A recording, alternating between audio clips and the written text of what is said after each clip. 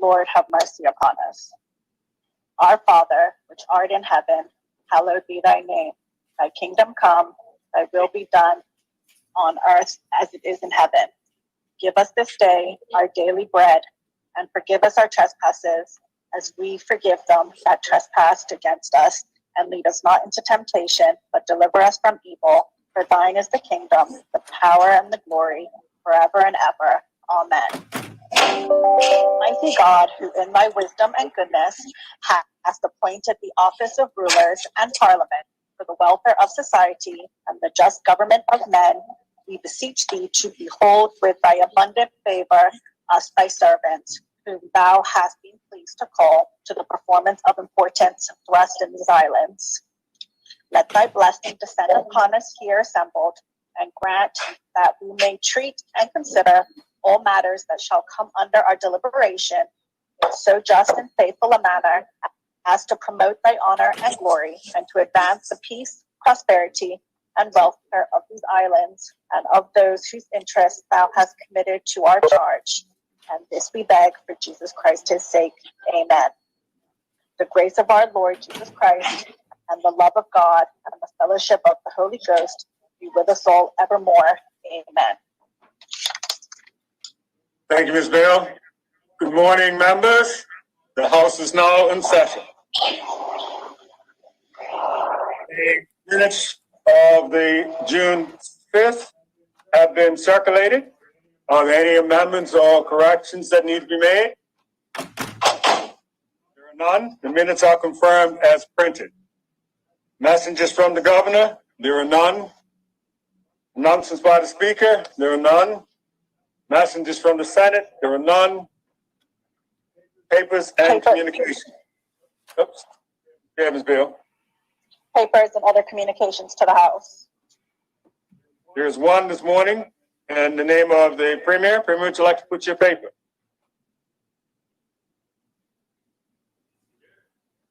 Premier? Good morning, Mr. Speaker. I'm here. Am I? You can proceed and do your casino gaming paper. Thank you. Thank you very much, Mr. Speaker. Mr. Speaker, I have the pleasure to attach and submit for the consideration of the Honorable House of Assembly the Casino Gaming Fees Amendment Regulations 2020. Thank you. Petitions, there are none. Statements by ministers and junior ministers. Members, there are actually 3 statements this morning. You have seen the correction that went out earlier today. The quarter paper last night indicated 2, but there were actually 3. First is in the name of the Minister Virgo. Minister, would you like to read the statement? There was something else. Did it get sent to you? Sorry, I just managed to make it up. The other one didn't? Premier, you have previous one. No.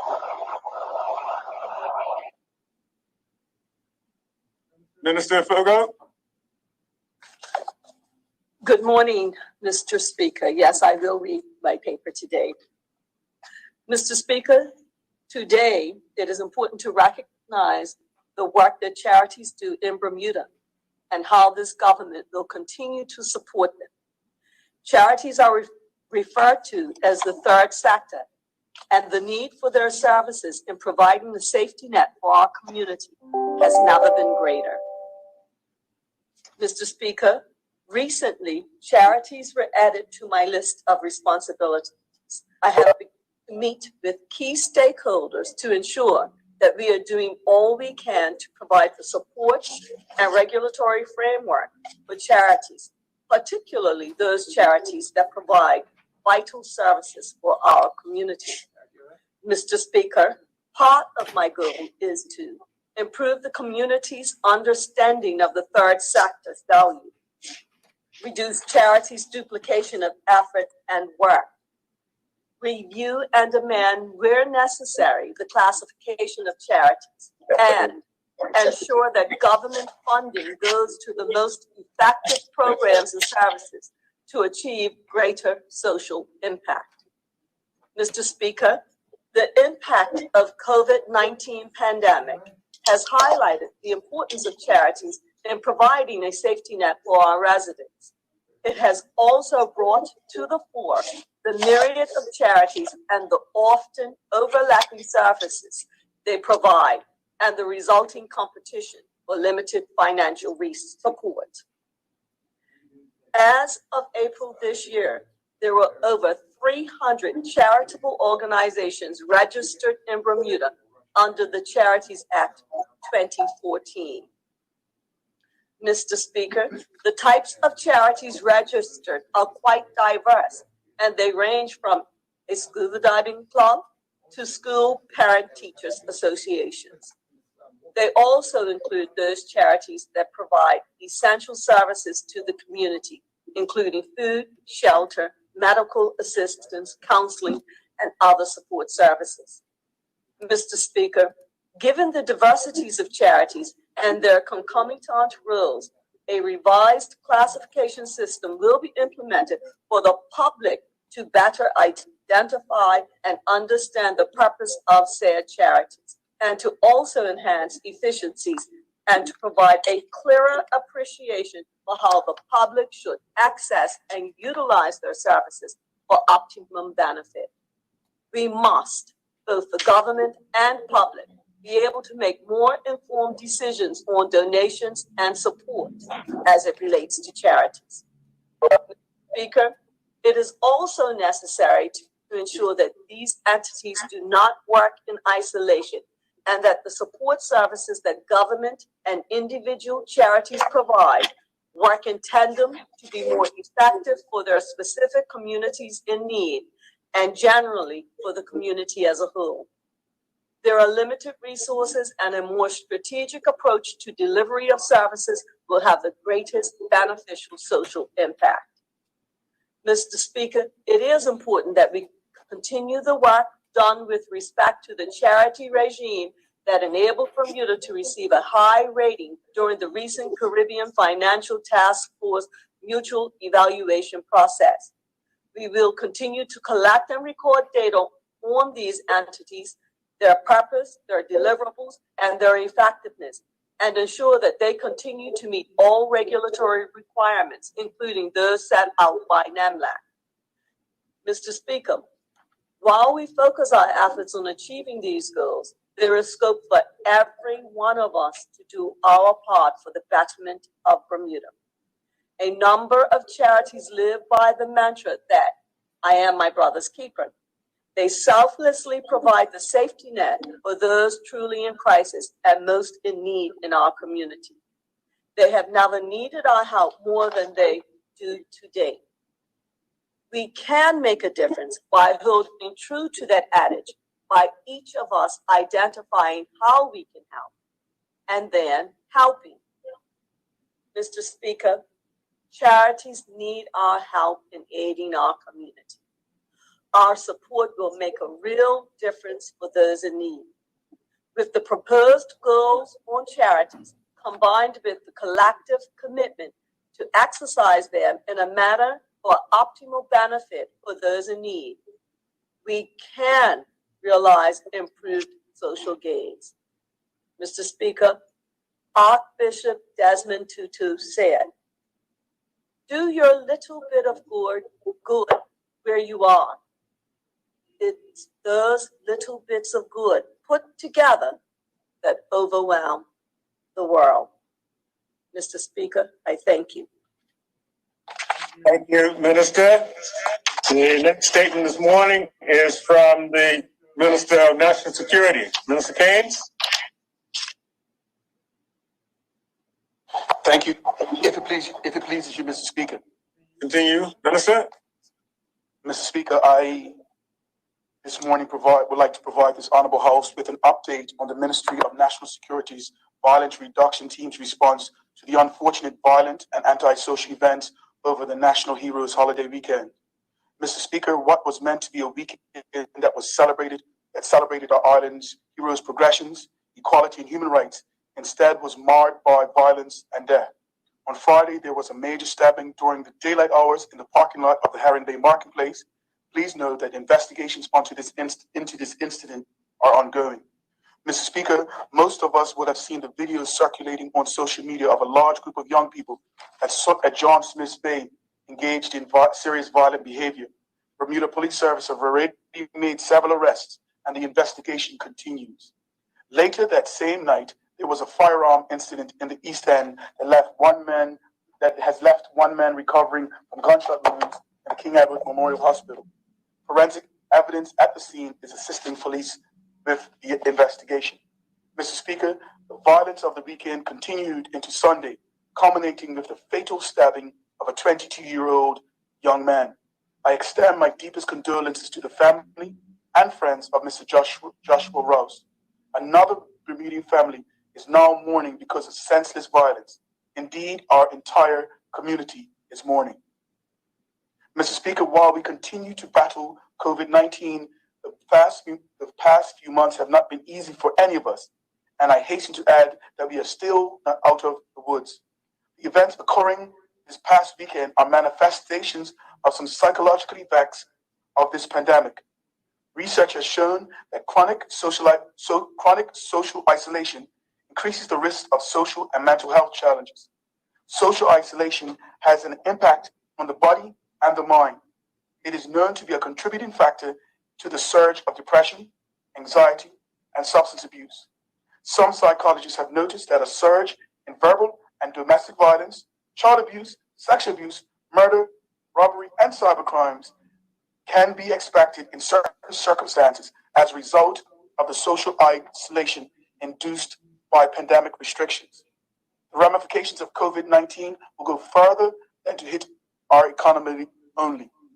COVID-19 is a storm that we must weather together if we are to get past this pandemic. Mr. Speaker, having said that, I must emphasize one point. That is, bringing harm to others and instilling fear in the public will not be accepted in Bermuda under any circumstance. We will continue to push back against those who insist on bringing violence and disorder to our community. The chain snatchings and thefts are a precursor to nefarious behavior and the violent events that we have witnessed over this past weekend, and it must stop. The country will not tolerate it. Mr. Speaker, following the times of crisis and events witnessed over the past weekend, many people will look to place blame for the ills of our society. There will no doubt be questions as to the efficacy of the gang violence reduction team. There will be questions asked, what is the team doing? Where are the results? Mr. Speaker, I want to reassure the public that the gang violence reduction team is working around the clock. The work of the gang violence reduction team is important and cannot be understated. This government and the gang violence reduction team remains focused on coordinating resources that best address the issues.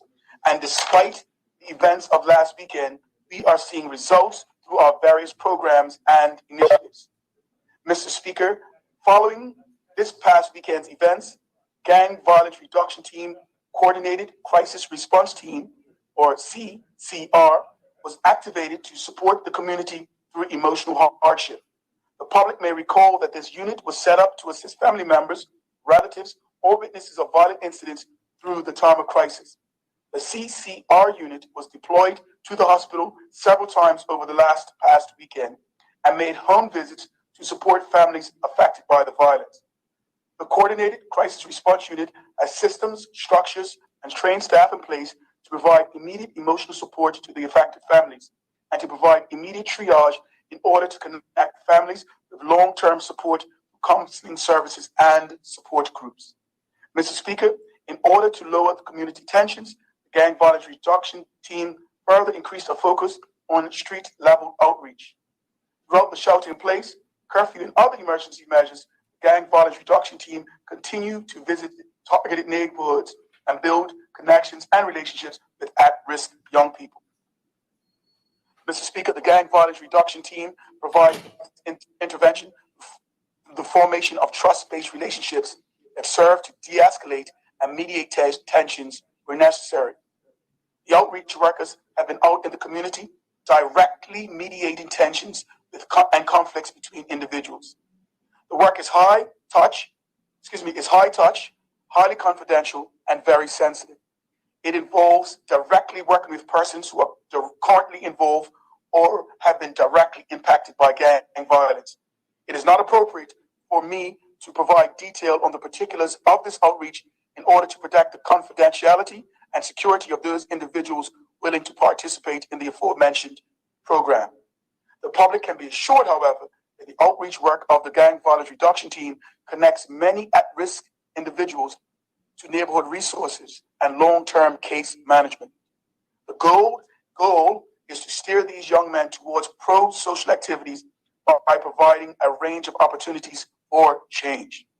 Mr. Speaker, the closure of schools as a result of COVID-19 and impending summer holiday has removed some young people from their normal and at times preventative social structures. Without the regularity of sports clubs, extracurricular activities, after-school jobs, weekend jobs, and most other social structures, there has been a surge of gatherings of sizable groups of young people milling around various neighborhoods. Consequently, there has been an increase in chain snatchings, theft, and robberies amongst our young people.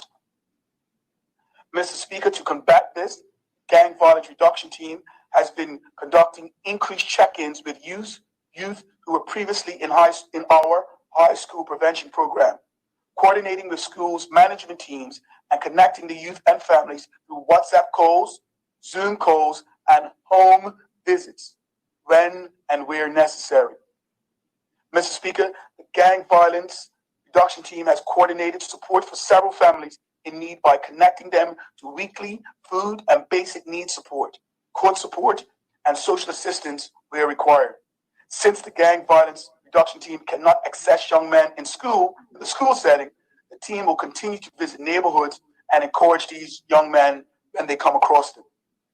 Mr. Speaker, prior to COVID-19, Gang Violence Reduction Team coordinator and the Outreach Prevention Manager led a multi-agency effort to reduce violence, and they were very hard at work.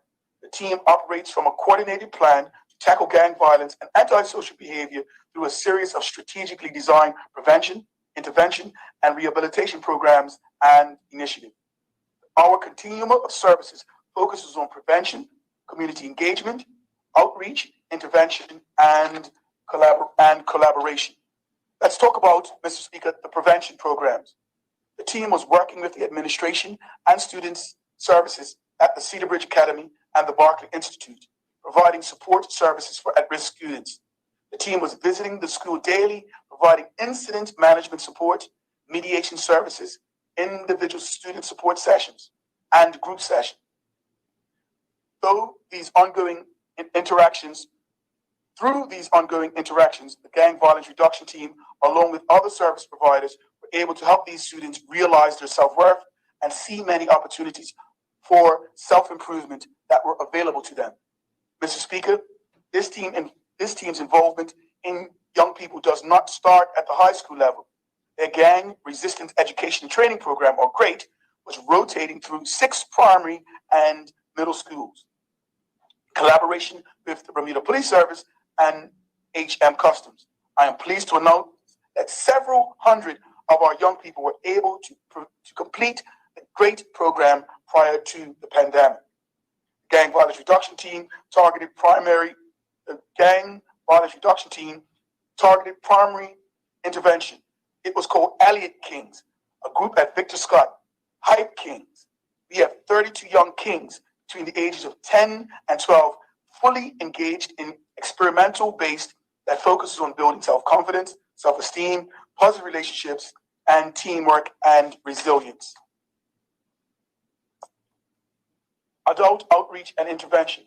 Mr. Speaker, outside of the schools initiatives, the Gang Violence Reduction Team focused on lowering community tensions.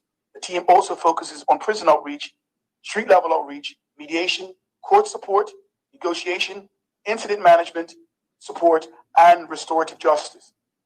Another Gang Violence Reduction Team initiative is Redemption Farm, which has provided 10 young men successful engagement, and the program lasted for 28 weeks, which included personal development session, case management session, farming lessons, life skill workshops, counseling, and a connection to other support services. The Gang violence reduction team are now working with the trainees to the goal of seeing each of them transition into full-time education and employment opportunities. Mr. Speaker, community engagement. Gang violence reduction team relationship with the community partners and community underscores much of that we have much important work to do. The team continues to create a partner with community initiatives such as Moms on a Mission, Bermuda Clergy Working Group, Living Legends Community Group, the Interagency Enforcement Team, Coordinated Case Management System, and the Coordinated Crisis Response Team. Gang Violence Reduction Team attend many community meetings, community events, and provide tons of community presentations. Mr. Speaker, at this time, I would like to publicly announce the 2020 Live, Love, Life Art Competition winners in partnership with the Masterworks Foundation. Thank you, Tom. An initiative that was part of the anti-violence campaign, encouraging our community to stand up and express themselves through art to fight against violence in our communities. I would like to congratulate Austin Doling for her work, We Will Rescue Them, a haunting painting of a boy gazing through a smashed glass. He won the overall prize and received $2,000. Further winners included Keno Lambert, winning for the best traditional painting, Jashay Pace for the best mixed media piece, Legend Stevenson for the best digital piece. Best student 16 and under was won by MSA student Kelsey De Silva, and student 12 and under was won by Ashay Hippolyte Lynch of West Pembroke School. Ashante Fogel took the People's Choice Award for the piece I Trigger Love. Mr. Speaker, the effects of the COVID-19 pandemic have necessitated that the Gang Violence Reduction Team's strategic plan around programs to successfully reach the needs of our community. To that end, the team will immediately commit to increasing the number of outreach workers and community case managers, to increase the outreach and to double the amount of placements available for work placement and mentoring programs this summer. Mr. Speaker, events of the last weekend are not just a government problem. This is a community problem. Statistically, violence and criminal activity increases during the summer months. And with the added anxieties caused by COVID-19, we must all do everything that we can to ensure that we do not return to the crime levels experienced in the previous years. The Gang Violence Reduction Team continues to make positive influence with our at-risk population. However, this work alone will not save our young men. As a community, we know these young men. They are our family members, our brothers, our cousins, and our friends. I implore all of us who love this country to continue to support the Gang Violence Reduction Team through meaningful assistance with the work required to rid our home of the gang culture and senseless violence. The COVID-19 pandemic has been a challenging time for Bermuda, and our at-risk people have not been excluded from our challenge. We need to collectively support them. Mr. Speaker, it is vitally important that the parents and families continue to be involved with their sons and daughters. Parents should engage with our children often, ask them how they are doing, and be involved in their day-to-day life. Parents and families must be aware of the social gatherings their children are attending, seeking out activities and events that you and your children can enjoy together and help to strengthen your family relationships, thereby reducing the likelihood of gang involvement and antisocial behavior. Mr. Speaker, our churches must continue to look at ways that they can support their communities outside of the church walls, specifically to engage in young people. Throughout the COVID-19 recovery, sports clubs must develop strategically designed programs that engage displaced young people, diverting them away from antisocial behavior. Members of the community should seek to ally with helping agencies such as the Family Center, Big Brothers, Big Sisters of Bermuda, the Coalition for the Protection of Children, Gina Spence Productions, or any other of our numerous charities providing meaningful programs or social interactions for our young people. Mr. Speaker, as our economy begins to recover from COVID-19, business owners are encouraged to create summer internships and mentoring opportunities for young Bermudians. The causes of violence in our community are multifaceted and therefore require a solution that can be found with an all-hands-on-deck community approach. The government and the Ministry of National Security are working endlessly to combat the social ills that we are faced with. We are calling for peace, calm, collectivity, and the support of the community in order to defeat both COVID-19 and gang and gun-related violence in our community. Thank you, Mr. Speaker. Thank you, Minister. The next statement this morning is that in the name of Minister of Labor, Mr. Hayward.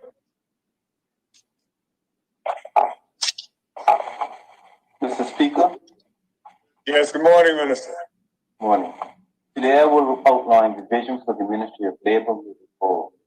I will describe some of the exciting initiatives occurring in the departments under the ministry and some initiatives already in place to attempt to encourage business growth in the region. The overarching aim of the Ministry of Labor will be the expansion of jobs within the region. The country is at a critical stage as the world and economies around the globe reel from COVID-19 global pandemic. It is now even more important for Bermuda to focus on expanding the economy. This is the best way to see an expansion of jobs. We must develop Bermudians for the jobs and careers of the future in this country.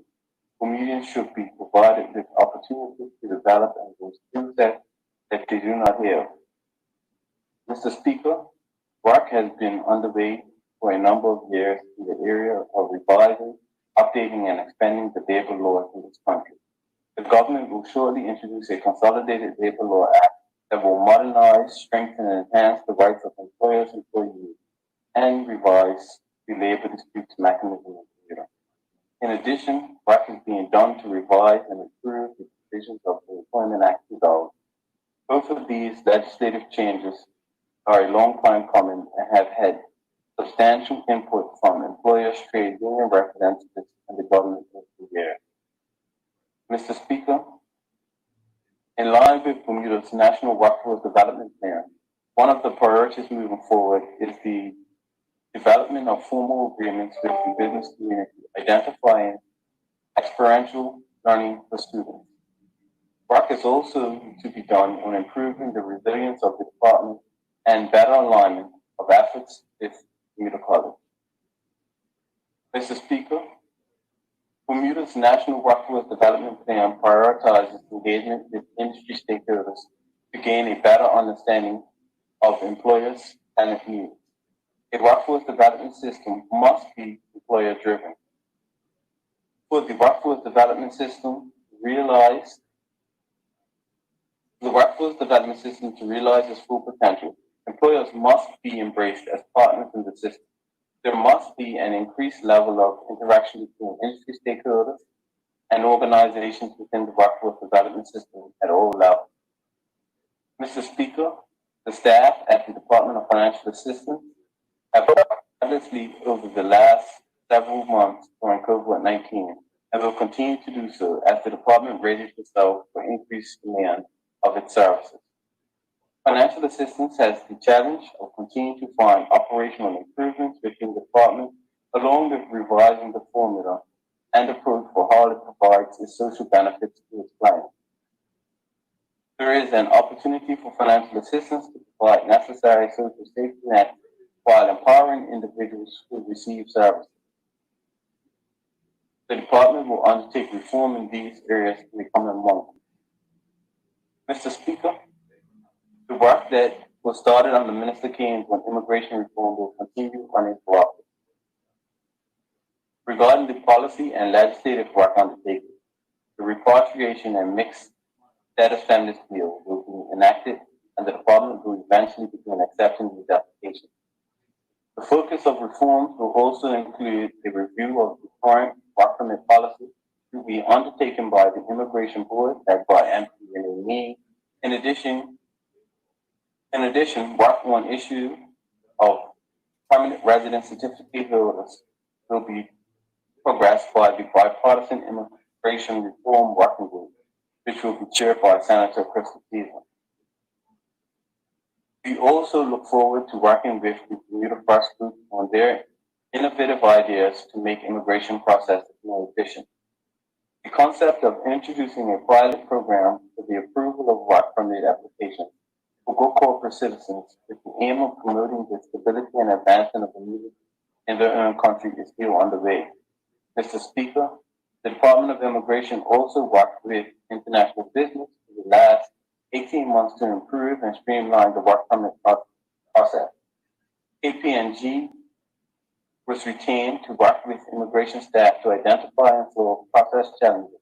I am pleased to report that the vast majority of opportunities identified had now been implemented. Mr. Speaker, since the conclusion of the engagement, additional improvements have been made and will continue to be rolled out over the coming weeks. The next phase will be to push further for full automation of the department. Mr. Speaker, the government of Bermuda is committed to retaining and growing job openings in the international company sector. While there have been layoffs and job losses in many sectors of our workforce, Bermudians employed by international companies largely continue to work. Bermudians make up almost 2/3 of the workforce in international business. We must do all that we can to keep these jobs and companies here in Bermuda. It is worth noting that the Department of Immigration has a new business work permit policy that enables exempt company startups to simply obtain the required number of work permits during the first 6 months of their operations in Bermuda.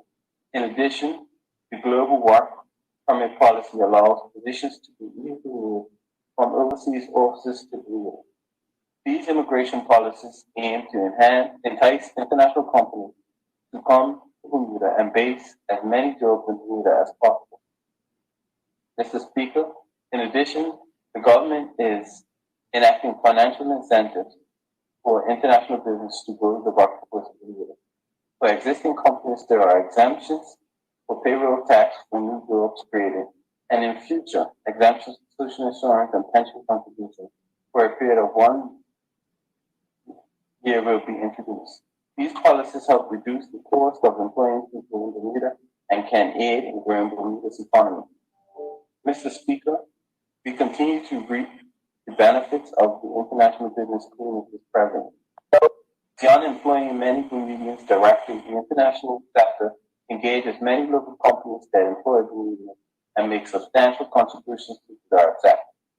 It is the vision of the Ministry of Labor to comprehensively engage employers, labor, and government to reinvigorate the Bermuda economy, which benefits everyone. Thank you.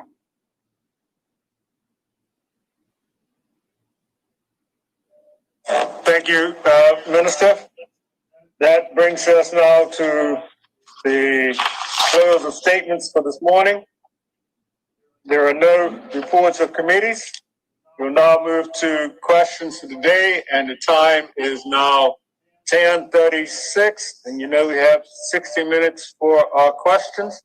The first question this morning are the written questions. We have, I think, 4 different written questions from members this morning. The first is a written question from MP Dunkley to the Minister of Finance. There are 3 questions, I believe, each require an oral response. Minister Dunkley, would you like to put your questions?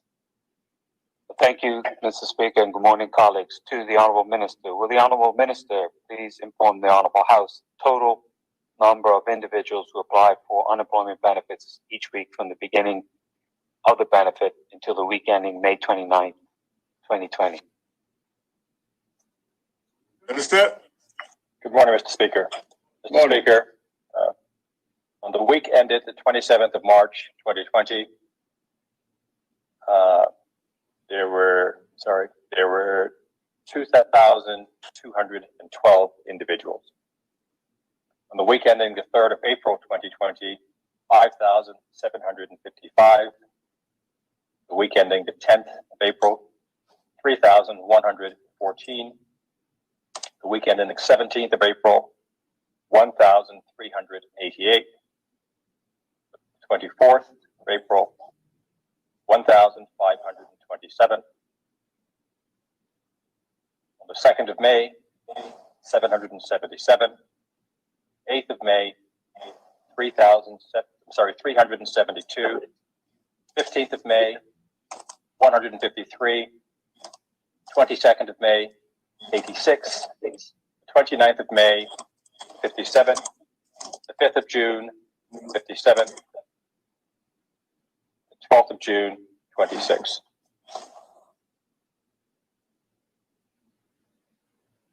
Thank you, Honorable Minister. Supplementary, Mr. Speaker. Supplementary? Yes. Thank you, Mr. Speaker. To the Honorable Minister, is the unemployment benefit available for 16 weeks for anyone laid off now or in the near future? Minister? Now, the benefit is available to those persons who were laid off, commencing on the date the legislation went into effect, which is on the 24th, I believe, of March. Supplementary, new question. Oh, well, for clarity, so is the minister saying that the 24th of March, anybody laid off from that period going forward until the benefit ends is eligible for the benefit? Mr. Speaker, inasmuch as those persons remain unemployed, yes. Okay, thank you. Supplementary to the Honorable Minister? Second supplementary? Yes, Ministers. Thank you. Minister, can an employer bring back one currently laid off employee and then lay off another one? Minister?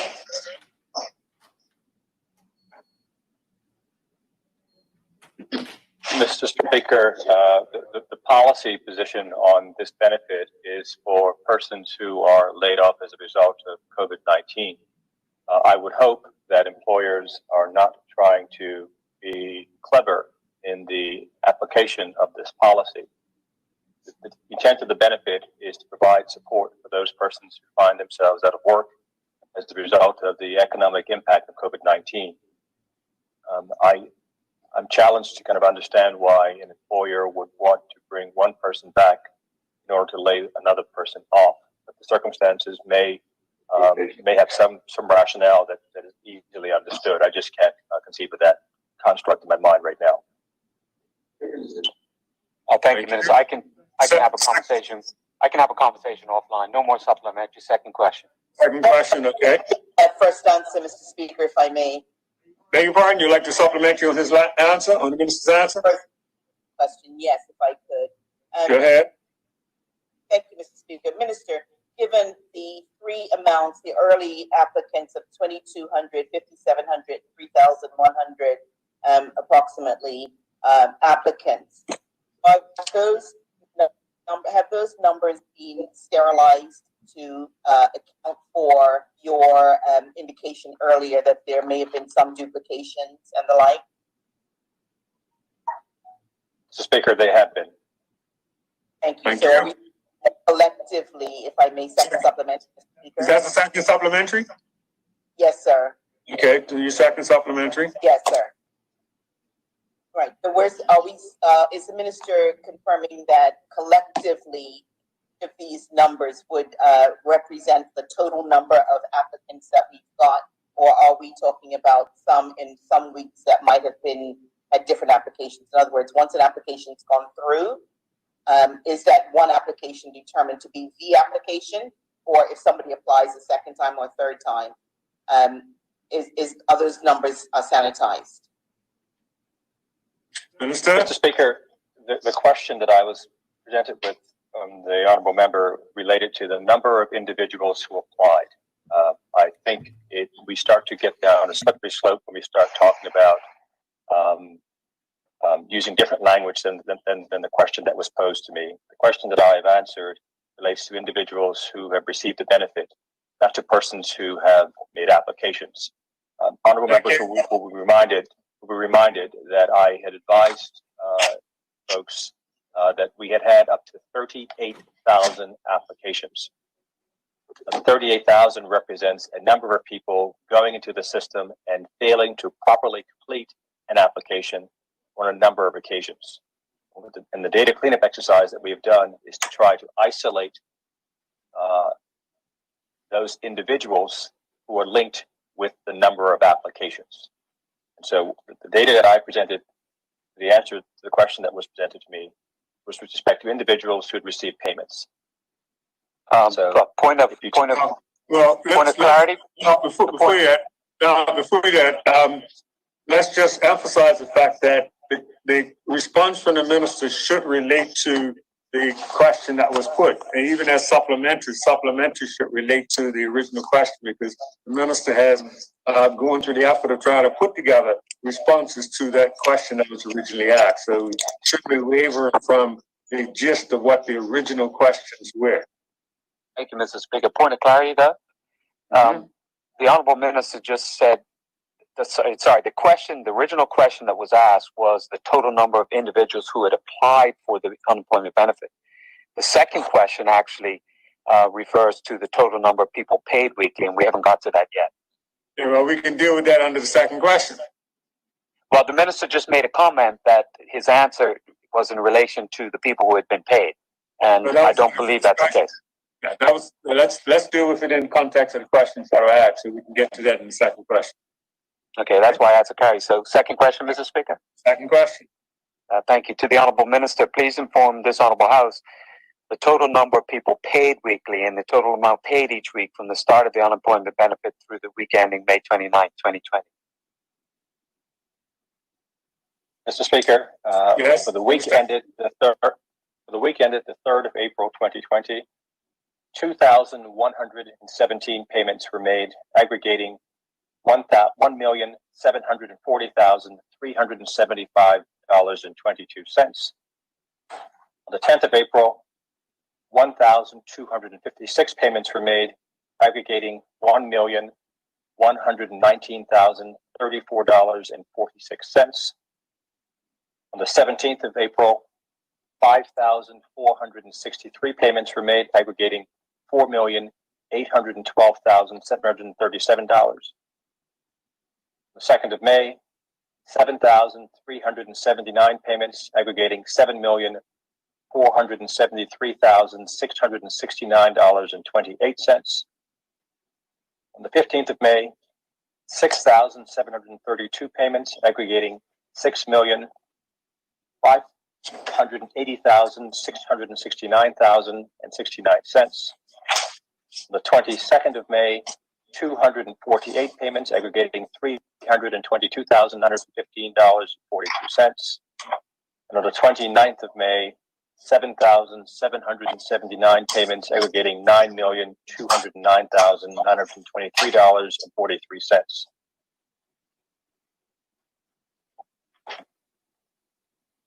Thank you, Mr. Speaker. Supplementary?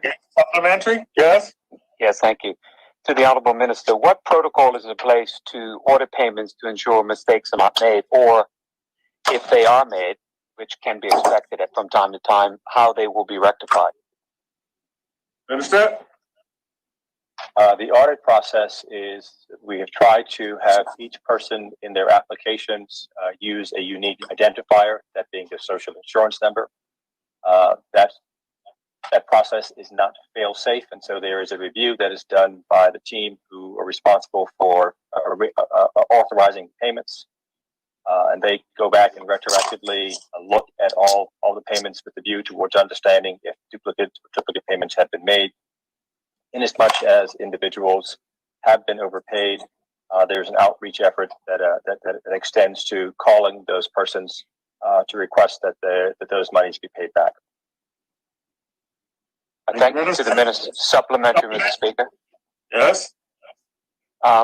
In relation, but on a different matter, I'm aware of incorrect payments in regards to individuals who have gone back to work, and the staff at the department have been very helpful to myself when people approach me and I pointed out.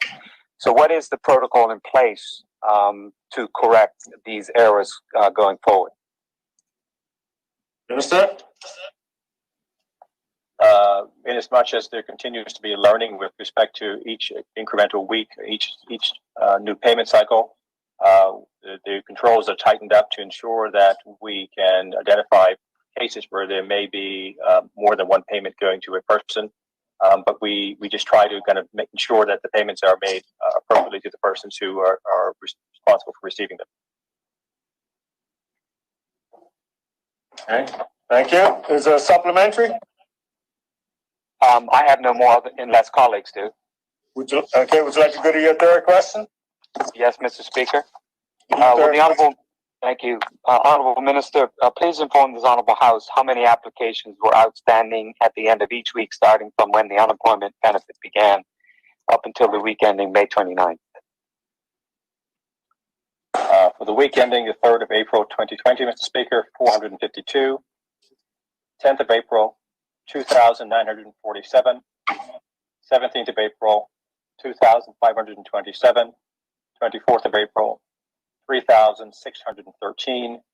2nd of May, 1,896. 8th of May, 1,728. 15th of May, 1,552. 22nd of May, 1,227. 29th of May, 312. Thank you. Supplementary? Yes, supplementary, Mr. Speaker. Okay.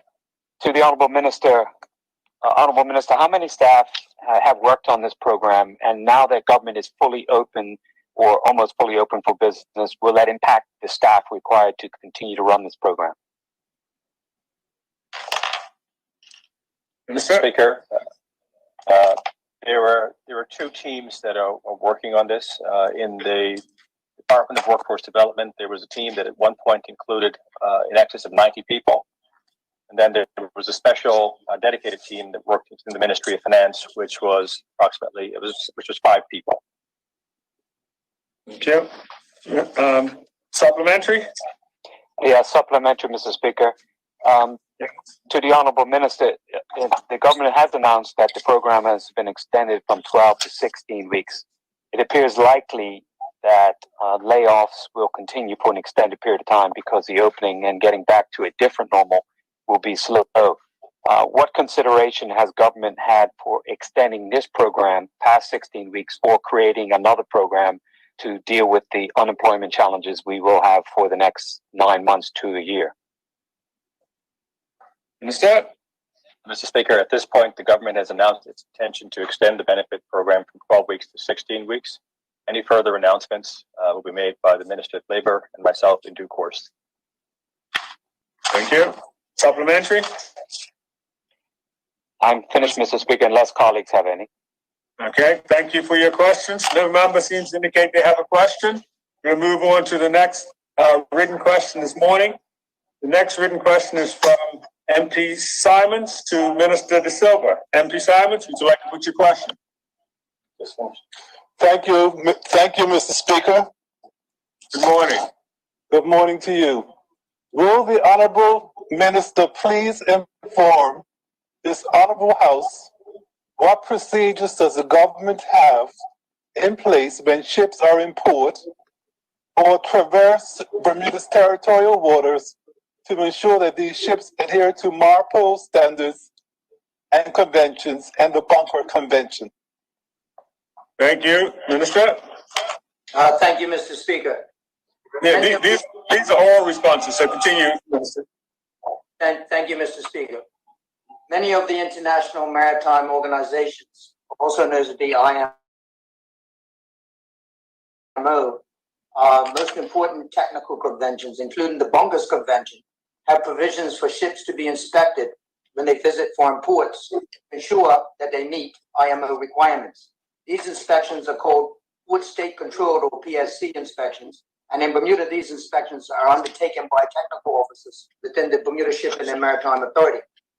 There are 9 regional PSC Memorandum of Understanding agreements that have been signed, and Bermuda became a member of the Caribbean MOU PSC in June 2018. And under the agreement, Bermuda is required to complete a minimum of 15 PSC inspections per year. Thank you, Minister. Is there a supplementary? Yes. So is there a procedure to ensure that each ship is inspected to ensure that they adhere to the MARPOL standards and the Bunker Convention? And what is the size of the team that does this examination. Minister? Well, he actually asked that in his second question, Mr. Speaker. But as far as the size of the team go, we have 4 local surveyors, technical officers. I have a Okay. supplement, Mr. Speaker. Supplementary? Yes, put your supplementary. Thank you, sir. Mr. Speaker, the minister indicated that there were 15 PSE inspections required as our signing up with the convention. My question is, how is the allocation determined? And do we have the demand for us to provide the 15 that we're required to do so by the signing on to that convention? Minister? Sorry, Mr. Speaker, can I have that question repeated, please? Member, can you repeat your question? Yes, certainly, Mr. Speaker. The minister indicated that we were required to do 15 PSE inspections as a result of our signing on to the Caribbean Treaty. My question is, how are the allocations done to ensure that we fulfill our 15 that we're required to do under the convention that we've signed? Thank you. Minister? Take to get that to the honorable member, Mr. Speaker. Thank you, Minister. Thank you, Mr. Speaker. Any other supplementaries? No other supplementaries? No. Minister, member, would you like to do your second question? Will the honorable minister please inform this honorable house what verification process does the government have in place to verify and ensure that all ships traversing our international waters and entering our ports have environmental impairment insurance, which covers all environmental impairment risk, including pollution risk? So the question is, what procedures do we have to ensure that these ships have the insurance? Thank you. Minister? Okay, was that last question just summarized of the first one, or was it the second one, Mr. Speaker? It's a summary. All right. Mr. Speaker, for land-based businesses, there's a relatively new insurance product that has entered the market known as environmental impairment liability insurance, commonly known as EIL, that provides cover for cleanup costs and legal defense. Although it doesn't cover fines, it can cover third-party costs for damage to neighboring land and potentially compensation for any loss of business suffered as a result. For maritime operations, registered owners of any seagoing vessel over 1,000 gross ton of any type and registered in a state party to the Bunkers Convention or entering or leaving port in the territory of a state party are required to maintain insurance which meets the requirements of the convention. Such ships are required to carry a certificate of insurance to show that they have the necessary compulsory insurance cover required by the convention. For ships entering Bermuda ports, the verification of insurance is included and part of the port state control inspection described in my response to the first question. Article 6 of the Bunkers Convention provides that a ship owner is entitled to limit his liability to amounts provided for under applicable national or international regimes, such as the Convention on Limitation of Liability for Maritime Claims, 1976. And this cover is generally provided by the P&I clubs, subject to certain provisos. Thank you, Minister. Is it supplementary or you move on to your next question? Supplementary. Supplementary, yes. So can the minister confirm that the inspectors actually, as part of their inspection, look at the insurance certificates for each ship that comes in to ensure that the insurance policy is current and in order? Yes. Okay, that's my only question on that. Thank you. Okay. Everybody else is invited to ask a supplemental. Well, you moved ahead of me there, remember? I was about to ask a question before I offered to do your third question, but since there's been no response, I assume that members are quite comfortable with you going on to your third question. Would you like to put your third question now? Will the honorable minister please inform this honorable house If a ship is found to have inadequate insurance coverage, what remediation protocols are required, and how does the government of Bermuda report these deficiencies and infractions under MARPOL and the Bunker Convention?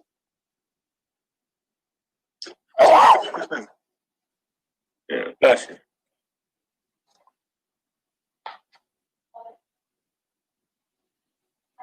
Minister? Oh, thank you, Mr. Speaker. In general, a PSC inspector has prescribed course of action that may be imposed on a ship with deficiencies, and they are as follows in ascending order. Deficiencies can be rectified within 14 days for minor infraction. Under specific conditions, deficiencies can be rectified when the ship arrives at the next port. Deficiencies must be rectified before the ship can depart the port. And lastly, detention of the ship occurs. However, insurance coverage is compulsory, and a copy of the insurance certificate is kept at the ship's registry. Ships must normally provide the certificate during the PSC inspection. Therefore, it cannot trade without it. As a member of the Caribbean MOU on port state control, we are required to submit reports to the CMOU. The CMOU uses the information and data from the reports to undertake a comprehensive analysis of statistics relating to vehicles calling at Caribbean ports, as well as analysis of data on individual ship inspections. Risk assessment studies combined with statistical research provide results which are used to develop objectives and procedures for the continuous improvement of port state control performance. Thank you, Minister. Is it supplementary? Yes. Can the minister confirm whether ships that traverse our international waters, are they required to provide evidence that they have met the MARPOL and Bunker Convention, even though they don't come to port? Yes. How is this done?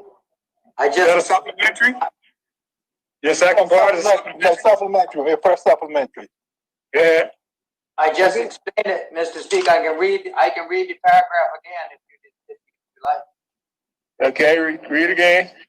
Okay, as a member of the Caribbean MOU, also known as the CMOU, on port state control, we are required to submit reports to the CMOU. The CMOU uses this information and data from the reports to undertake a comprehensive analysis of statistics relating to vessels calling at Caribbean ports, as well as analysis of data on individual ship inspections. Risk assessment studies combined with statistical research provide results. I say again, provide results which are used to develop objectives and procedures for the continuous improvement of port state control performance. Okay, Mr. Speaker. Is this a supplementary now? Yes, he talks about port procedures. I'm talking about ships that pass through our international waters that don't stop here, and they may have a potential risk for pollution. So they don't actually come in port, they traverse our international waters. How do we address those risks is my question. Mr. Speaker? Yes. Okay. I will read the second paragraph when I answered the question. And it answers that particular question directly and succinctly. However, insurance coverage is, and I'll say this a little bit loud, Mr. Speaker, compulsory. And a copy of the insurance certificate is kept at the ship's registry. Ships must provide the certificate during the PSC inspection. Therefore, Mr. Speaker, therefore, it cannot trade without it. Okay. Let's answer it. So you're satisfied, member? Yes, I am. No further supplementary? No. Mr. Speaker? Yes, Minister? I just wanted to confirm, I think it was Honorable Member Pat Gordon Templin who asked about how the 15 inspections are determined. I do have the answer for that, and they are determined. You did indicate that you get the answer, so if you have it, I'll allow you to put it now. Thank you, Mr. Speaker. Mr. Speaker, ships are selected for inspection based on their PSC history and determined risk. In other words, if one has a poor record, then they are moved up the list of ships that are chosen to be inspected. Mm-hmm. Okay. MP, you asked a question. Are you satisfied with that? Yes, I am. Thank you. No, MP Pemberton had put that question. Are you satisfied with that answer? No, the answer is just it's just a little unclear because the minister has just indicated that the ships are selected based on their port history and the like. How do we verify? How do we ensure that we provide 15 inspections? That's my question. Because clearly, if I can just expand for a little bit, Mr. Speaker, if a ship is inspected, let's say they've left the port in wherever, whatever other jurisdiction, they've left that port and they were inspected there, that ship then comes to Bermuda and we don't have to inspect it, presumably because it was already inspected at the prior port. So how is the allocation done so that we know that we can form to our requirement to do 15 inspections? That's the question. I just want to make sure that we have the allocation of the ship. So in other words, if a ship is done somewhere else, we don't have to do it here. How do we know that with those allocations that we will meet our quota of 15? That was the question. Minister, would you like to respond, or would you like to, as you originally indicated, that you'll get the answer for it later? No, the 50. It's pretty simple, Mr. Speaker. We have 147 ships on our registry, and the ones with the most impeccable records are weighed on the list of those that we inspect. So those that it's just like any other organization, Mr. Speaker. One is selected based on their history. If one's history is impeccable, then obviously they will be the last to be inspected. Hopefully that will help the honourable member. Okay. That's good, Mr. Speaker. Thank you. Thank you. All right. Now that brings us to the end of the questions from MP Simons. The next question is from MP Pentland to Finance Minister, but it asks for a written response and not an oral response. So my simple question is, has the written response been provided? I haven't received it, Mr. Speaker, but that doesn't say it hasn't been sent. I've not seen it. Okay, Minister of Finance, do you know if it's been forwarded to the member? Mr. Speaker, the answer to this question has been prepared for weeks, and so the notion that it has not been sent to the honourable member is great concern to me. I can give her the answer verbally if she like. Well, no, we'll make sure it gets sent to her, because we do it verbally, then we may entertain a verbal response, and this is not for a verbal response. So I'll just let you know that I have in front of me the memorandum that was prepared and supposedly sent to the House of Assembly with the answer on it. So I will check with technical officers to see what has happened, because there seems to be a number of issues this morning. My technical officer just indicated to me that it is on the SharePoint site for members. So remember, MP Pentland, if you look on the site, it will be there. It is there. Very much appreciate it. Thank you. And the next question again is from MP Pentland to the Deputy Premier, and this is again for a written response. My simple question again is, have you received your response? Figured obviously that with this new technology, I guess. I got the one from the Premier. I was not aware that that's where the answers would be, but I'm now guided. Thank you, sir. Okay, thank you. All right.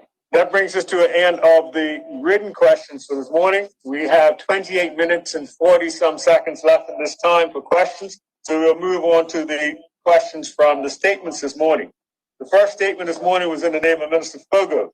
Minister Fogo, there are 3 members who have indicated they'd like to put questions to you. The first is the opposition leader.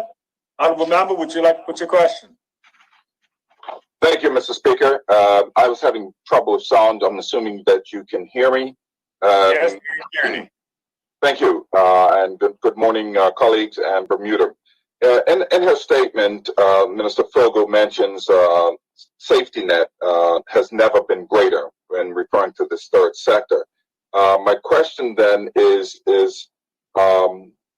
what are we doing? Or when she mentions we are doing all we can to provide support, can she be more specific about what she means by that? We are doing all we can to provide support. Thank you. Minister?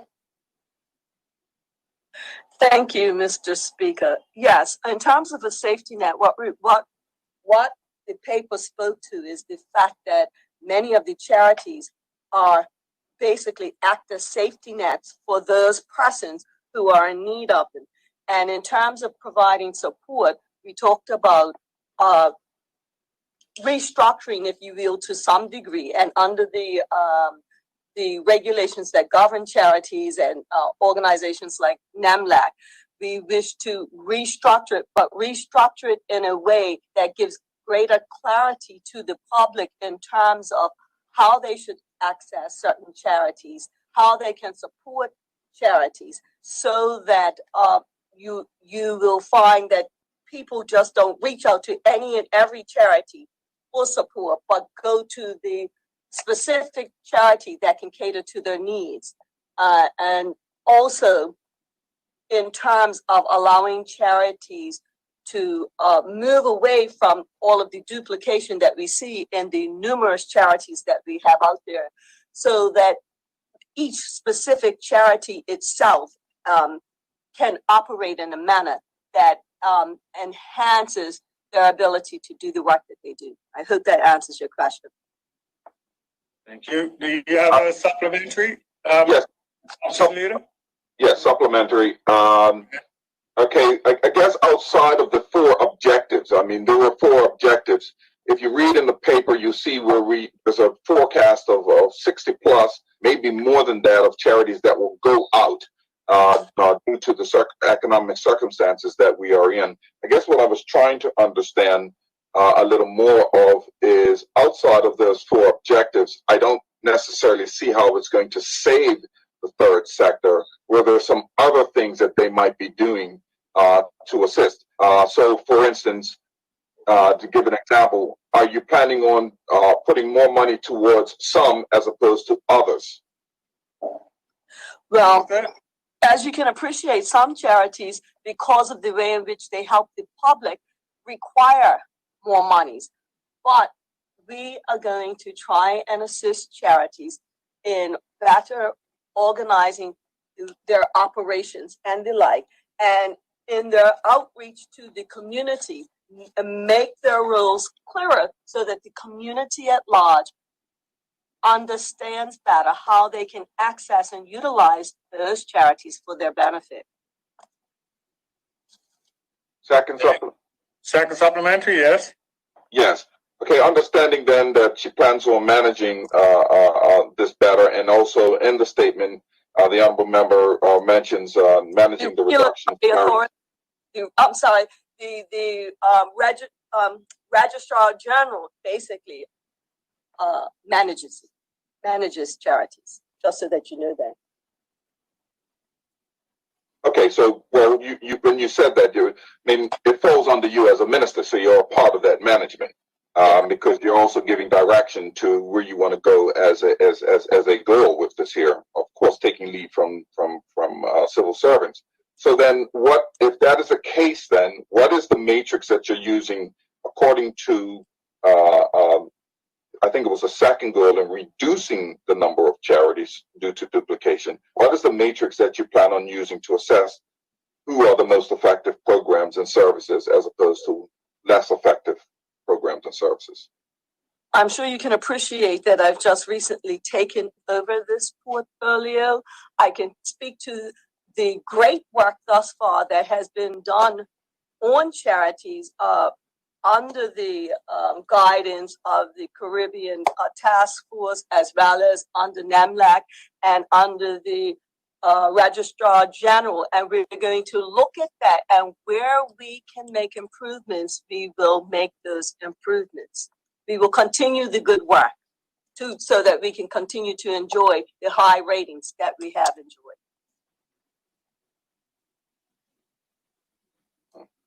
Supplementary or further question? Yeah, I need a better understanding. So is there a matrix then? I'm sorry, you only had 2 supplementaries. I'm sorry. So you have to ask a second question. Second question, yes. So the second question then would be, so are you aware of any matrix? Since you have stated as your goal to reduce the number of charities due to duplication of services, if that is a goal, are you saying that you have not identified yet the matrix that you're going to use to be able to reduce that? Here's what I will say. I will undertake to find out what model or models have been used in the classification of charities and the like, and share that with you.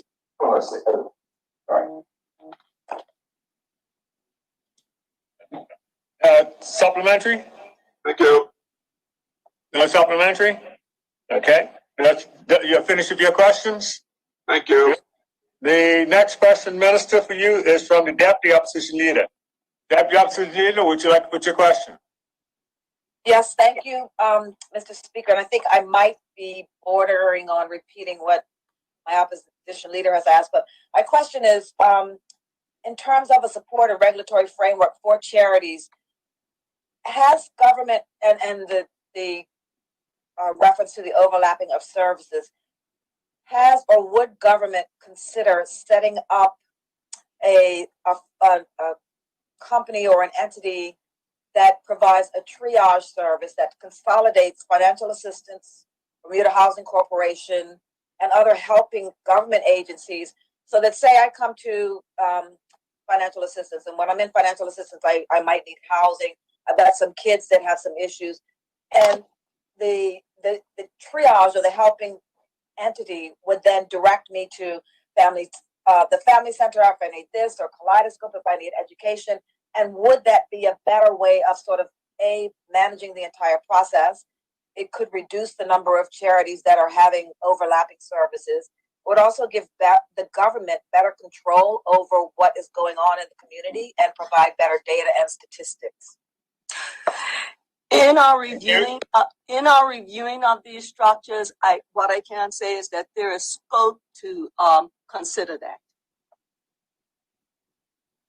Okay. Thank you. Supplementary? No, I'm good. Thank you very much. You're good. No further questions? Okay, No Minister? further questions. Thank you. Minister, there's one other member who has a question for you. MP Donkey, would you like to put your question? Thank you, Mr. Speaker. The opposition leader has talked and asked questions about the matrix that will be used. I'd like to get more specific on the bottom of page 1, where the Honourable Minister refers to reducing charities' duplication of effort and work. What duplication has been identified to date? Minister? I can say, I'll give you just an example. Even with some of the helping services like feeding and programs like that, we see some duplication in that. So we're going to look at all of the charities, look at where there's duplication, and then working with charities, see how they can better serve the communities that they serve. Thank you. Supplementary? Yes, supplementary on that question, Mr. Speaker. Yes. So obviously the minister is new in this position, but what success have they made on reducing duplication where necessary so far? I can't answer that question specifically, so I can check to see at what success has been made thus far. Thank you. I appreciate the minister's commitment. Second question. Go ahead, second question. Yes, on the top of page 2, Mr. Speaker, the minister says, ensure that government funding goes to the most effective programs and services to achieve greater social impact. Can the minister inform the Honourable House what the public officers who work within the ministry inform her are the most effective programs and services at this point? I'm not sure that I understood your question. Exactly. Repeat the question. Sure. The minister's bullet point says that the government will ensure that funding goes to the most effective programs and services to achieve greater social impact. What have been identified as the most effective programs and services to date? Okay, so to answer that question, I will say, at least under my remit, we're still reviewing and assessing. And so based on whatever data is received and after looking at everything, then we can make that judgment call then. Supplementary? Yes, supplementary. Yeah, so in regards to that answer, if the minister's still reviewing, is it fair to say that the work of the former minister has been discarded and this is a new policy? Minister? No, that's not fair to say. We will continue. I did say earlier in answering a question that we will continue to do the good work that has already been done. And where we believe modification may be necessary, then that will take place too. Thank you. Necessary. Okay. Further supplementary or new question? No, Mr. Speaker, the answers stand for themselves. Okay, thank you. Thank you, Thank you for your responses. The next statement is from Minister Keynes. Minister Keynes, there are two members who wish to put questions to you. The first is from the opposition whip. Honourable member, would you like to put your question now? Yes, good morning, Mr. Speaker. I would just like to ask a question around a statement on the first page of the national security statement. It said that videos circulating on social media of a large group of young people at John Smith's Bay were engaging in serious violent behavior. So my question to the Minister of National Security is, where were the patrols on the public beach to encourage social distancing and therefore preventing large group gatherings? Minister? Mr. Keynes? Thank you for that question. Mr. Speaker, the members of the Bermuda Regiment were there during the day. I was the first to say publicly on Tuesday in the press conference that there were things that we could have done different operationally with reference to that matter. I also believe that understanding that hindsight is 20/20, we have over 14 beaches on the island, and we had the resources that were on the water as well as on the beaches. They had Bermuda Regiment soldiers that were present on that day. The Bermuda Regiment soldiers, once they saw the matters escalating, they notified the Bermuda Police Service. Bermuda Police Service sent a response. The response that they sent at the time was a response that I believe, and remember that the operational side of policing and the Bermuda Regiment comes with, it lays with His Excellency the Governor. But I do say that the response could have been better. The Bermuda Regiment did notify the Bermuda Police Service at its earliest occasion, and the crowd did not disperse. The Bermuda Police Service did send a response to deal with it, and the crowd did not disperse. And so we have looked at this thing, and we have tested and adjusted our position. We realize that we're going forward. We have about 10 more weeks left in the summer, and we have, and we saw the policing model change on Sunday. We saw the policing model on the water and at the beaches change on Sunday and Monday going forward. And so it was indeed a learning lesson for all of us.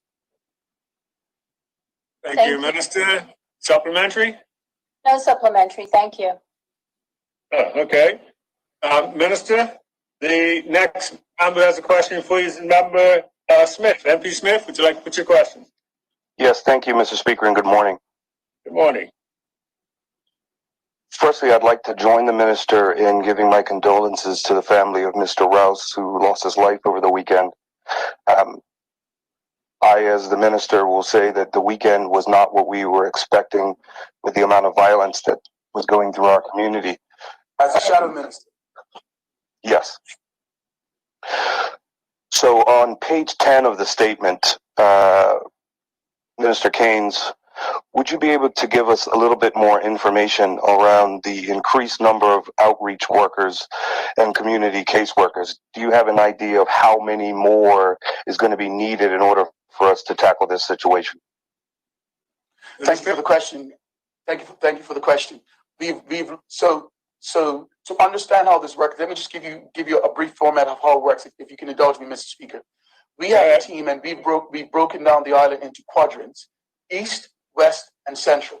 The purpose of this is that we have workers that will, if there are issues and you need someone to go in the east end of the island, that you have people go into the east end of the island and deal with whether it's a flare up or dealing with gang nominals or family members that need support.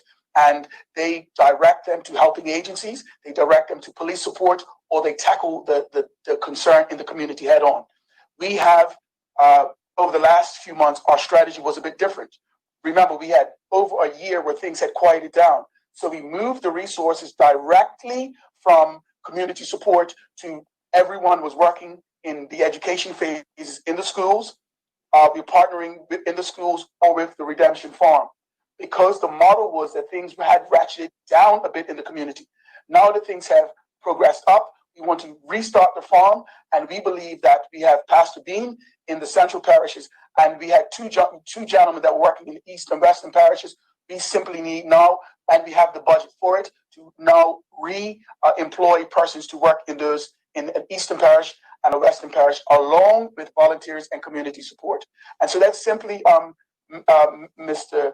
Shadow Minister, that is the opportunity for us in key areas. We might need more in the central parishes, but we see no more than 3 additional people on a part-time basis that are working in our community. Now remember, they're not working 9 to 5 hours. They're at night, and people are sitting on the wall. They are doing the ungodly hours, as we call them, going into our community, talking, taking key information, being a point of concern. If there's a stabbing, if there's a bike theft, these guys are in the belly of the beast taking information. What do? They take that information, they give it to a case manager. Oh, I want to get off drugs, or I want to leave gangs, and they connect them with the right helping and the right social supports. But we have found that this has been a really significant connecting rod, getting information to the police, getting information to helping agencies, making sure people have the right social and helping support.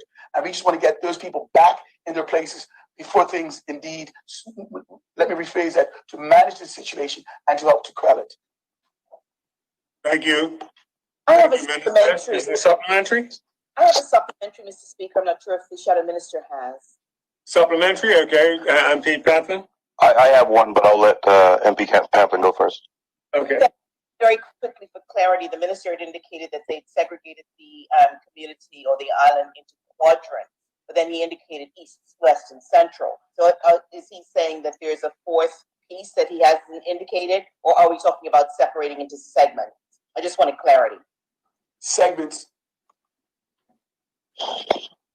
Thank you. Would that put your supplementary, MP Smith? No. So thank you for the answer, Minister Keynes.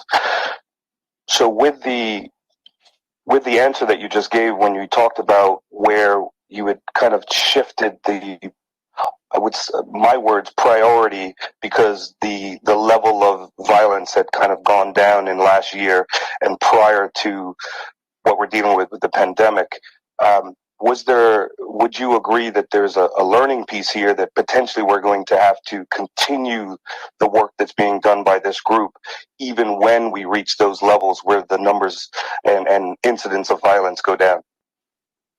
Minister, I would respectfully disagree, and let me tell you why, MP Smith. We make decisions based on intelligence. We have an individual that is going, and the work of managing this is ongoing. So we never stop the community engagement piece. The community engagement piece remained a priority. What I'm simply saying now is that we actually need more support there. And so we never stop the community engagement piece. That was always an aggressive part. We're simply saying now we want to put more resources there. If you looked at how we set up what the phases are in the program, we've always had specific things that we're doing with training and community involvement, and so there have always been community engagement, adult outreach and intervention, right? And so our prevention programs. And so when you look at what we've been doing, we've always had a formula. To your point, though, you have highlighted the position, and our response has always been fluid. And now that we see it's an opportunity for us to morph again, we believe that we'll more. Thank you. Supplementary? Second question. Second question, go ahead. So number 3 in that same portion on page 10, there is a discussion of jobs and mentoring programs. Can the minister give us some details on who he will be looking for to provide those jobs and mentor programs? Is this something that they'll be discussing with the private sector? Like where are these jobs and mentor programs going to come from? Minister? So last summer, we had a number of our young people that were working, for instance, at Southampton Princess, and they were working at different community places. They were working at the Reefs. They were working at a number of our hotels we visited, and a number of them went from summer programs onto full-time employment. As we now know, as a result of the pandemic, a lot of the opportunities just simply to economic forces, the hotels closing, the businesses struggling, they have not been able to get the community placements. We believe that we have to use our Minister Zane De Silva's organization, our company. They were in line to hire some people, and I'm sure that he will continue to do so. And so what we've seen is our staff are going back out there, and it's going to be a slog this year because it's difficult. But we're committed to making sure that our young people get placements. If you look at Redemption Farm, Mr. Speaker, Redemption Farm was at the place where we had a 28-week program. Young men got the mental health treatment, they got the social support, and at the end of it, they were transitioning into employment with employers. And without warning, the pandemic came, and so as they were due to start making the connections with the employers have reached out back and said, "I wanted to take Wayne on, but I am not able to do right now. Let me catch my feet, and then we will reorg with you, and we'll see if we can take them." And that, like many organizations, like many businesses, we have had to test and adjust our position based on what the circumstances that business is now facing. Supplementary? Yes, do you supplementary? So following on with what the minister just said in that answer regarding the Redemption Farm, Honorable Minister, are you able to give us whether some of the people from the Redemption Farm that have gone to the 28-week program, now that maybe some of those connections are not happening, will they be doing a further part within the Redemption Farm, or when you bring it back, will that be a new group of people? Minister? We are committed. First of all, we realize, Mr. Speaker, that these are long-term engagements.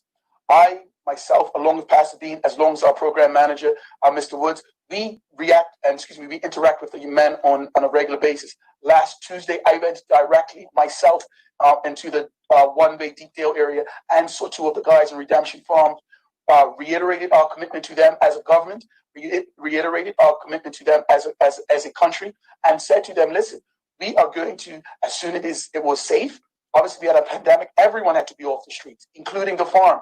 Now that we can now start to go back to our gardening, we're going to pick back up. Mr. Speaker, the program is not just for farming. We want to reconnect them with social services. We want to reconnect them with their mental health teams. And so this is a continuum of care, and we have to focus on that now, taking on board the limitations with Redemption, with the COVID-19 and what we have. If the program opens back up, and the mental health advice, the case management advice is that they should continue in the Redemption Farm, of course we would do that. If the case manager says Wayne has enough training where he can make it on his own and he needs a job or he needs to use his tools, then we will do so. But remember, every case plan for the 10 people in Redemption Farm is different from the other. Thank you, Minister. Any further supplementary? No supplementary. No. New question? New question. Third question. So, Minister, within the statement, you referred to there are some young people that were part of a program in the primary schools, with public schools not being able to come back until September. Will there be some connections with summer camps so that these same people can get some of that attention within maybe some of the programs that they're doing during the day? We have 2 programs, and the Hype King program that is at the Victor Scott School. Our program manager, Mr. Darren Woods, has stayed engaged throughout the entire process. Remember, this is not something that is being done willy-nilly. There are case management plans done for the young men within the program. And so when we are able to reach out with them, whether it's by FaceTime or Zoom, we understand this particular person's set of circumstances and the case plan for making a touch point, speaking with them, understanding what's happening in the home, what's happening in the community around them. And we are able to give them advice and mentor them through a non-traditional means, nonetheless, through the online portal. But we are making sure that we continue with them throughout the summer. So we have never lost touch with our young people, especially in our primary and middle schools. We continue to work with them on an ongoing basis. Supplementary, Mr. Speaker. Supplementary, yes. So I guess my question on from there would be, should summer camp directors be reaching out to somebody specifically to see if they can engage with some of these children that need structured activity during this period, and to get information from the program on how they will deal with the special needs of these individuals? Minister? We will continue to do this on a case-by-case basis. Some of the young men have specific needs, and that's why I keep going back to the position around case management. Summer day camp programs oftentimes are not best equipped to deal with kids that have a special need. And so what we want to do is I rely very heavily on our team. The case manager, our program lead for education is Mr. Darren Woods. Mr. Woods has a formula for the summer, how he will deal with the kids. And it is best that he sets up a program and he will reach out to the people in our community that best suits each person's need on a child-by-child basis. Thank you, Mr. Speaker. Mr. Speaker, don't forget me for supplemental. Supplementary? Okay, sorry. Mr. Simons, yes, which is supplementary. The minister spoke about a continuum of services. And my question to him is this: what support services do we have available for parents of these young people, meaning young adults? Because some of our parents are in denial, and some of them are at their wit's end, and some of them need support in helping their wayward family members.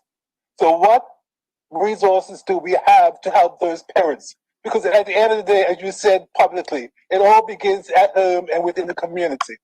And the parents will have influence over these young people. So how can we help them? Understand? Thank you, Mr. Speaker. Mr. Speaker, Mr. Minister, we've got 50 seconds left on our time. Mr. Speaker, our team connects our young people with key partners in the community. Young men that in our education program in the schools, we directly liaise with their parents. If there are people that are suffering from violence, we have our group called Mom Bermuda. We also, as a community, though, need to connect with organizations that exist all around our community for people to help families that need support for their young people. Thank you. And members, we had started question period at 10:36. It's now 11:36, which brings us to the close of the question period. We'll now move on. Mr. Speaker, just a point of clarification. I need information. Yes. Yeah, I'm trying to understand why are we not doing Premier's question period at this time. Premier's questions, if you read the standing order, Premier's questions are held on the second calendar Friday that the House happens to be sitting. Today is not the second calendar Friday of the month. It's the second sitting of the month, but it's not the second calendar Friday. Yes. Yes, I hear what you're saying, Mr. Speaker. But since we have gone through to this new format of every other sitting every other week, that basically means that question period for the Premier becomes almost null and void, because very rarely are we having a Friday that represents that. And I thought that as we were going into this new format of meeting, that the second Friday would be the second sitting of the calendar month for these questions. Otherwise, there's no questioning. You get about 12 months, you're going to get what, three opportunities? That makes no sense. And it goes against the vein of what we attempted to do. We're not going to debate this here in this forum. We will not be debating this. We know what the standing order says. I appreciate what your comment is. It is not a place for debating this, and I will not entertain that. The standing orders are clear on what it is, and we'll have to look at when we agree on a schedule of sitting to make sure that we have a second Friday of a calendar month included when we look at a schedule. It was overlooked this time, but it's not to be debated in this forum, on this floor. We can address it when we all agree in future to sittings to make sure we have sufficient second calendar Fridays in the schedules. Okay? As I stated, I was looking for clarification, and that's what I'm doing. Thank you. We'll now move on to congratulatory and obituary comments. Would any member wish to speak to that? Mr. Speaker? Yes, Mr. Simons? Mr. Weeks. Mr. Weeks, I'm sorry, Mr. Weeks. Yes, Mr. Weeks, you have the floor. Thank you, Mr. Speaker. Good morning to you, and good morning to my colleagues and the listening audience. Mr. Speaker, I'd like to send congratulations to our one Mrs. April Augustus. She has been the former director up at the Eliza Doolittle Society feeding program. She's been doing that for quite some time, and her team, and I must declare my interest. I am a part of that team as a volunteer. And she has been leading that team, Mr. Speaker, for the last year or so in feeding our community in need, especially since the COVID. The need has increased, and she has done it without hesitation or looking for thanks. The reason I'm looking to thank her is that she is now finishing up there, and she's becoming the executive director at Westmeath. So on behalf of myself and the other members up at Eliza Doolittle, we'd like to wish her well.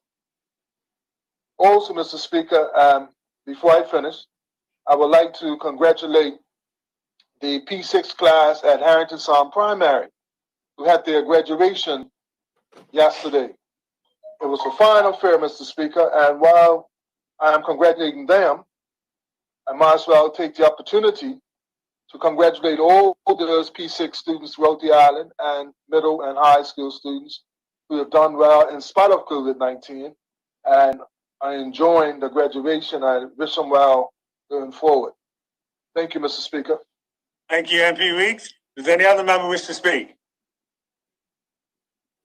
Any other member? Mr. Speaker. Okay, I caught two voices. I'll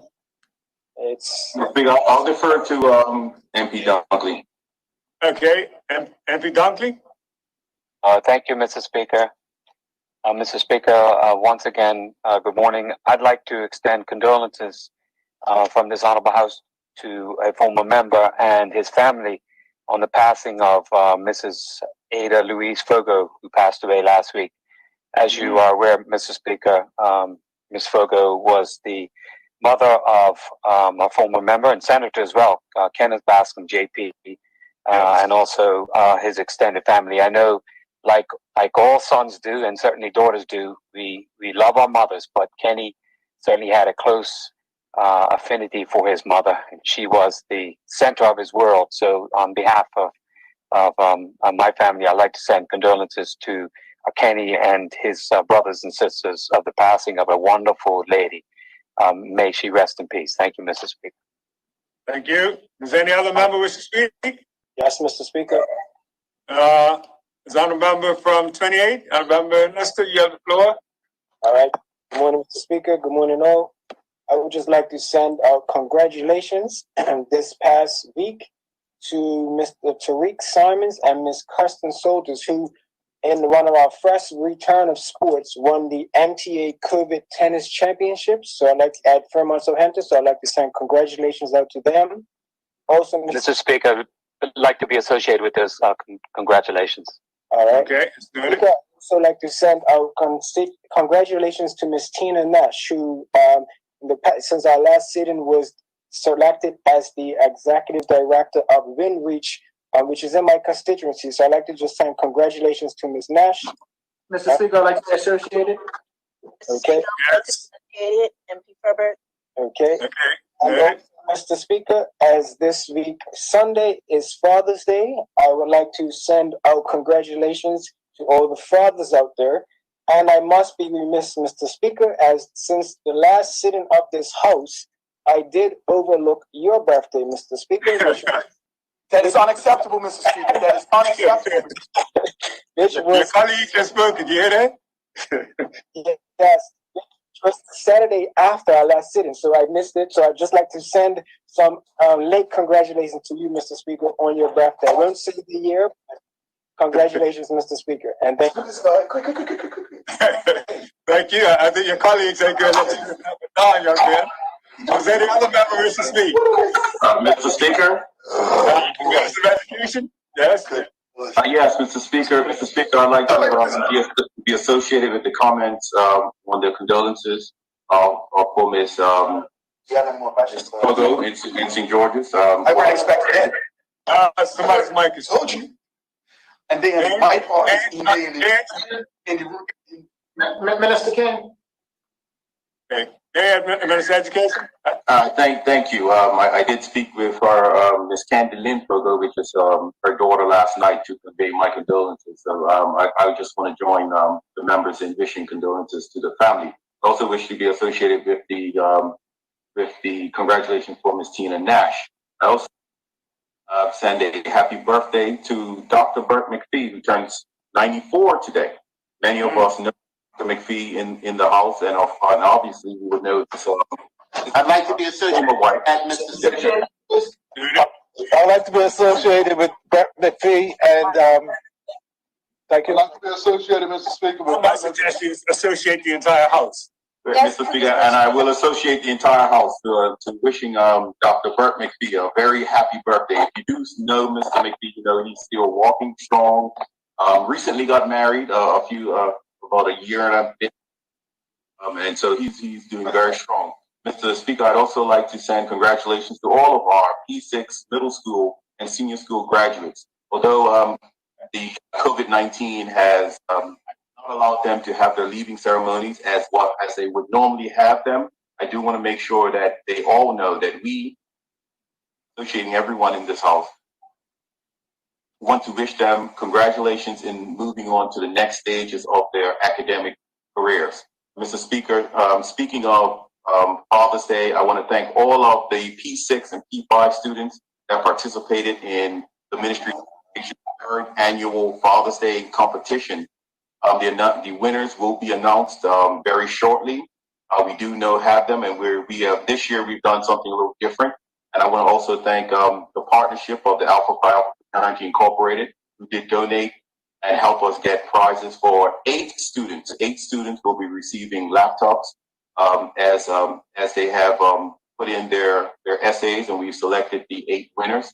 So an announcement on who those winners are in tomorrow's newspaper. Thank you, Mr. Speaker. Thank you, Minister. Does any other member wish to speak under condolences and congratulations? Mr. Speaker? Mr. Speaker, I'd like to be associated with the condolences for Kenny Bascom's mother. I didn't know his mother, but I know how much Kenny loved his mother. So I'd like to be associated with those condolences. And I'd also like to be associated with the congratulations for the 3rd anniversary of your 20th birthday. Thank you, honorable member. All right. Any other member? Mr. Speaker? Mr. Speaker? Mr. Commissioner? Thank you, Mr. Speaker. Good morning. Mr. Speaker, firstly, I would need to associate, of course, with the kind comments of condolences expressed on the passing of former MP Kenny Bascom's mother. I didn't know her. My in-laws are related to her through the Fogo line. And I just really feel for our former member because, as the previous speaker said, he was very, very close to his mother. And I hope he's doing well. I'm going to try to reach out to him later. But and to him, Candy, all the members of the extended family, my heartfelt condolences go out to them. Finally, Mr. Speaker, this is going to maybe sound a little innovative, but I'm not going to belabor it. I just want to congratulate the Bermudian people and the job they've done in combating, thus far, the virus called COVID-19. We had a little, false start a bit in the first few weeks, but we caught up, and the best of Bermuda came to the fore. And so hats off to the Bermudan people. They've been patting the government on the back, and many of us are members, but without them, we couldn't have achieved the success we've had so far. There have been justified reasons why we need not become complacent, and I hope everybody's taking that to heart, because the battle, as the Premier has stated in so many other words, is not over. Thank you, Mr. Speaker. Thank you, honorable member. Is there any other honorable member wishing to speak? Mr. Speaker, Yes, it sounds like the government whip. Honorable members. MP Christopher Fairness has been trying to get your attention by raising his hand in the camera. I just don't know if you're able to see it, so I just wanted to bring that to your attention. Oh, you weren't speaking. I have the camera as well. Okay, MP Famous. Good morning, Mr. Speaker. Good morning. Can you see me clearly now? Mr. Famous, you can continue speaking. How's that? I'm speaking from the west side of my house. Looking good, Famous. In East Devonshire. In East Devonshire, eh? I would like for you to confirm to the people what color tie I have on, sir. Beg your pardon? I would like for you to confirm for the people what color tie I have on. You want to confirm what's in my hand? What's in my hand? I think you should go on and speak, Mr. Famous. Mr. Speaker, I want to firstly congratulate of 2020 for other people on. Mr. Speaker, we're listening. The graduating class of 2020 for Elliott Primary School, my alma mater, they had a graduation ceremony today. Also, I want to give condolences to the Douglas Boyles and Augustus clan on the passing of the matriarch, Miss Dorothy. I'd like to be associated with that, Mr. Speaker. Yes, Mr. Weeks. Yes, Mr. Weeks. Miss Douglas wasn't just, she was born and bred in Devonshire, and every year, almost every day, she will walk from Devon Springs down to Elliott School to make sure the children behave themselves in the yard. She was mother of, I want to say, 7 or 8 children, countless grandchildren, great-grandchildren, everybody in basically Hermitage Druid, Devon Springs, Green Acres, were all related. So it's a tough passing. I spoke to her son today, and she said she ran out the way she wanted, and she just wanted to thank the community for the support. Thank you, Mr. Speaker. Thank you, honorable member. Does any other honorable member wish to speak? Mr. Speaker. Yes. Mr. Terrell. Good morning, Mr. Speaker, colleagues, and the Bermuda public. Mr. Speaker, as a parent, it saddens me this morning to have to ask if condolences can be sent out to the family of a young man that was actually named in the Minister Keynes' ministerial statement this morning. They are Tina and William Rouse, and together with that, their older son, Jordan, who I've said is the family of Joshua Rouse, who tragically and senselessly lost his life this past weekend. As the Rouses are constituents of mine. Hello. Mr. Commissioner? As the Rouses are constituents of mine, Mr. Speaker, I took the opportunity to visit them this week. And as I said, as a parent, it was really hard for me to take the look on their faces, which told me that young Josh will be missed by them. So I'm hoping that he is resting in peace. And I personally wish the family well during and after their mourning period. I hope that things do get better for them, Mr. Speaker. Thank you. And let me also associate myself, I know it's already been said for the whole House, congratulate Tina Nash on her recent appointment. Tina and I do a lot together, and I wish her well. Thank you, Mr. Speaker. Thank you, MP Terrell. Would any other member wish to speak? Yes, Mr. Speaker. Yes, go right ahead. Sounds like MP Swan. Yes, good morning. Let me just adjust this St. George's mask. Mr. Speaker, I'd like to be associated with the condolences being sent to the family of Ada Louise Fogo. I'd like to associate MP Renee Ming with that. Ms. Fogo I knew personally, and she was a delightful lady. And her sister, Ms. Viola Fubler, into their advanced years, still entertained seniors up until COVID, and they were unable to go into the rest home. And she recently took sick, and that certainly had an impact on her, because as a lady, she was acted 20 years her junior and very much looked it. And condolences to her entire family. One of my school football colleagues, Dennis Davis, has passed away, and I've learned of it. And I would like condolences be sent to his family. He was a very talented young footballer. And we grew up, and we played together at Worksack. And MP Ming and I would like, along with the minister, to single out East End Primary School class of 2020.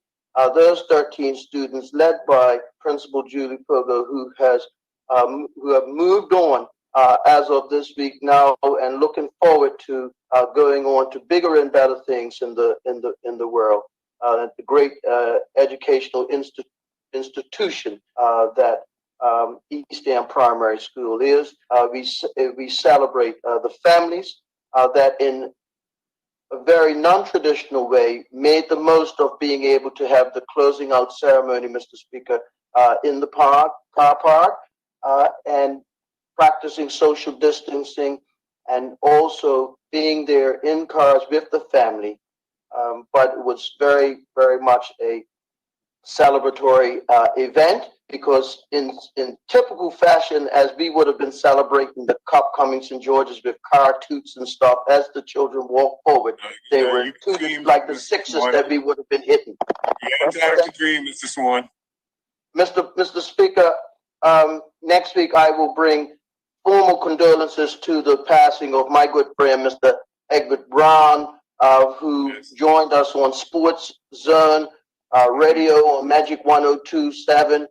Special condolences to go out to his good friend Mark Berger Jennings and Mr. Brangman, Dr. Brangman from St. George's, and the Inter-Island Communications family, of which he was a part of, and he is survived by his children, my good friend Charlie and Randy, and his other children, and also he was the brother of the former member of this house, Palu Camarafego Roosevelt Brown, and others. Thank you, Mr. And your 3 minutes just expired. Thank you, sir. Any other member wish to speak? Yes, I'd like to speak, Mr. Speaker. It sounds like I hear. Well, I'll take Ms. Ming first, and then we have the deputy speaker. Okay. Mr. Speaker, I don't know that the deputy speaker, deputy premier. I'm sorry. Okay. Good morning, Mr. Speaker and listening audience. Good morning. Mr. Speaker, it sounded like I heard some agitation in your voice at the previous speaker, so I thought I'd reinforce and make sure that I got my comment in today as well. Amen. So I'd like to They're being colorful today, but they're blue in there, thank goodness. I'd like to be associated with the comments for Ada Fogo.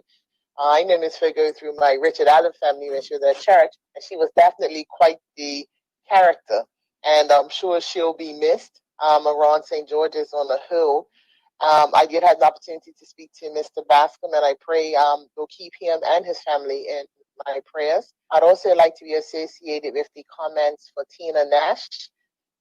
Tina's an amazing lady, and I just knew that she'll do well in whatever it is that she does. Mr. Speaker, we're at the time of the year that we celebrate graduations, and that's just a milestone, and people and our kids and adults moving on to the next chapter. And so I congratulate all the graduates, but in particular, I'm going to point out East End Primary School, who, as my colleague spoke about, had a drive-through graduation ceremony, and it was well organized, and it was a really good celebration of the P6 class.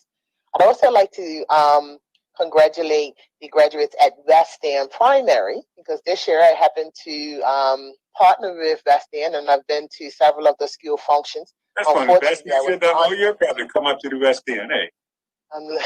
Mr. Speaker. And I just want to make sure that I congratulate their students on their milestone as well. And although they haven't had their graduation yet, that would be St. George's Preparatory School, St. George's Prep. I'll congratulate their students because their graduation is on Monday.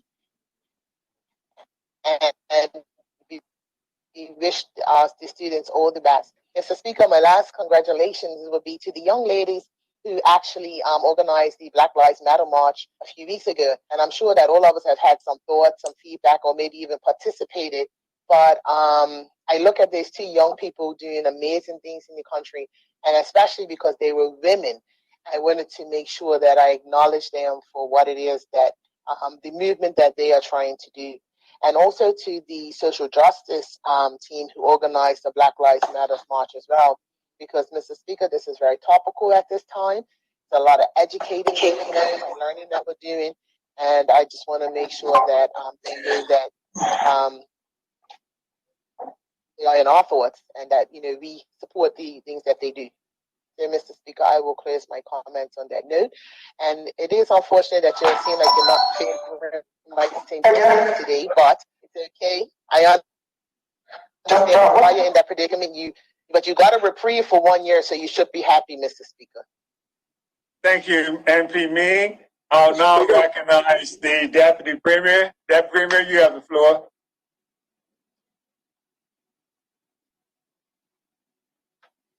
Thank you, Mr. Speaker. I would like to be associated with some of the remarks already given, for particularly Ms. Tina Nash, who is one of the local champions in the third sector with her work with Raleigh International in the past and with our young people. And we were all sort of given the pleasure of watching her travels around the world with our young people in Raleigh when she was there, and certainly is committed to the third sector and its work, and happy to see that she's found a home at Windreach, which is obviously a wonderful charity for Bermuda. I would also like to be associated, of course, with the congratulatory message to Dr. Burt McPhee and his 94th birthday. Whatever, it's probably in his DNA, but whatever elixir he's been drinking, I want that so I can be just like him at some point in my life. So maybe somebody knows what the formula is, but please share it, because he is a amazing man, obviously a physician of renown. He specializes in elderly medicine, but also I know many people who attest to the fact that he delivered them as a baby, and they see him today and they're amazed by how youthful he is and how strong he is. The last one I'd like to give is a congratulatory remark to Miss, just a minute, Mr. Speaker, one of my constituents who actually went 100 on the 6th of June, and her name is Eva Emily Albertha Outerbridge of North Cliff Lane in the Village. She went 100 on the 6th of June, and she is an amazing lady. Her family is a pillar of the community of North Village and have been there for generations. And I'm just happy to have had the opportunity to represent her and know her. She's a fantastic lady, and she comes from a fantastic family. So just want to ensure that we recognize her for her centenary year. Thank you, Mr. Speaker. Thank you, Deputy Premier. I'd now like to recognize MP Furbert, Ms. Tanae Furbert, MP.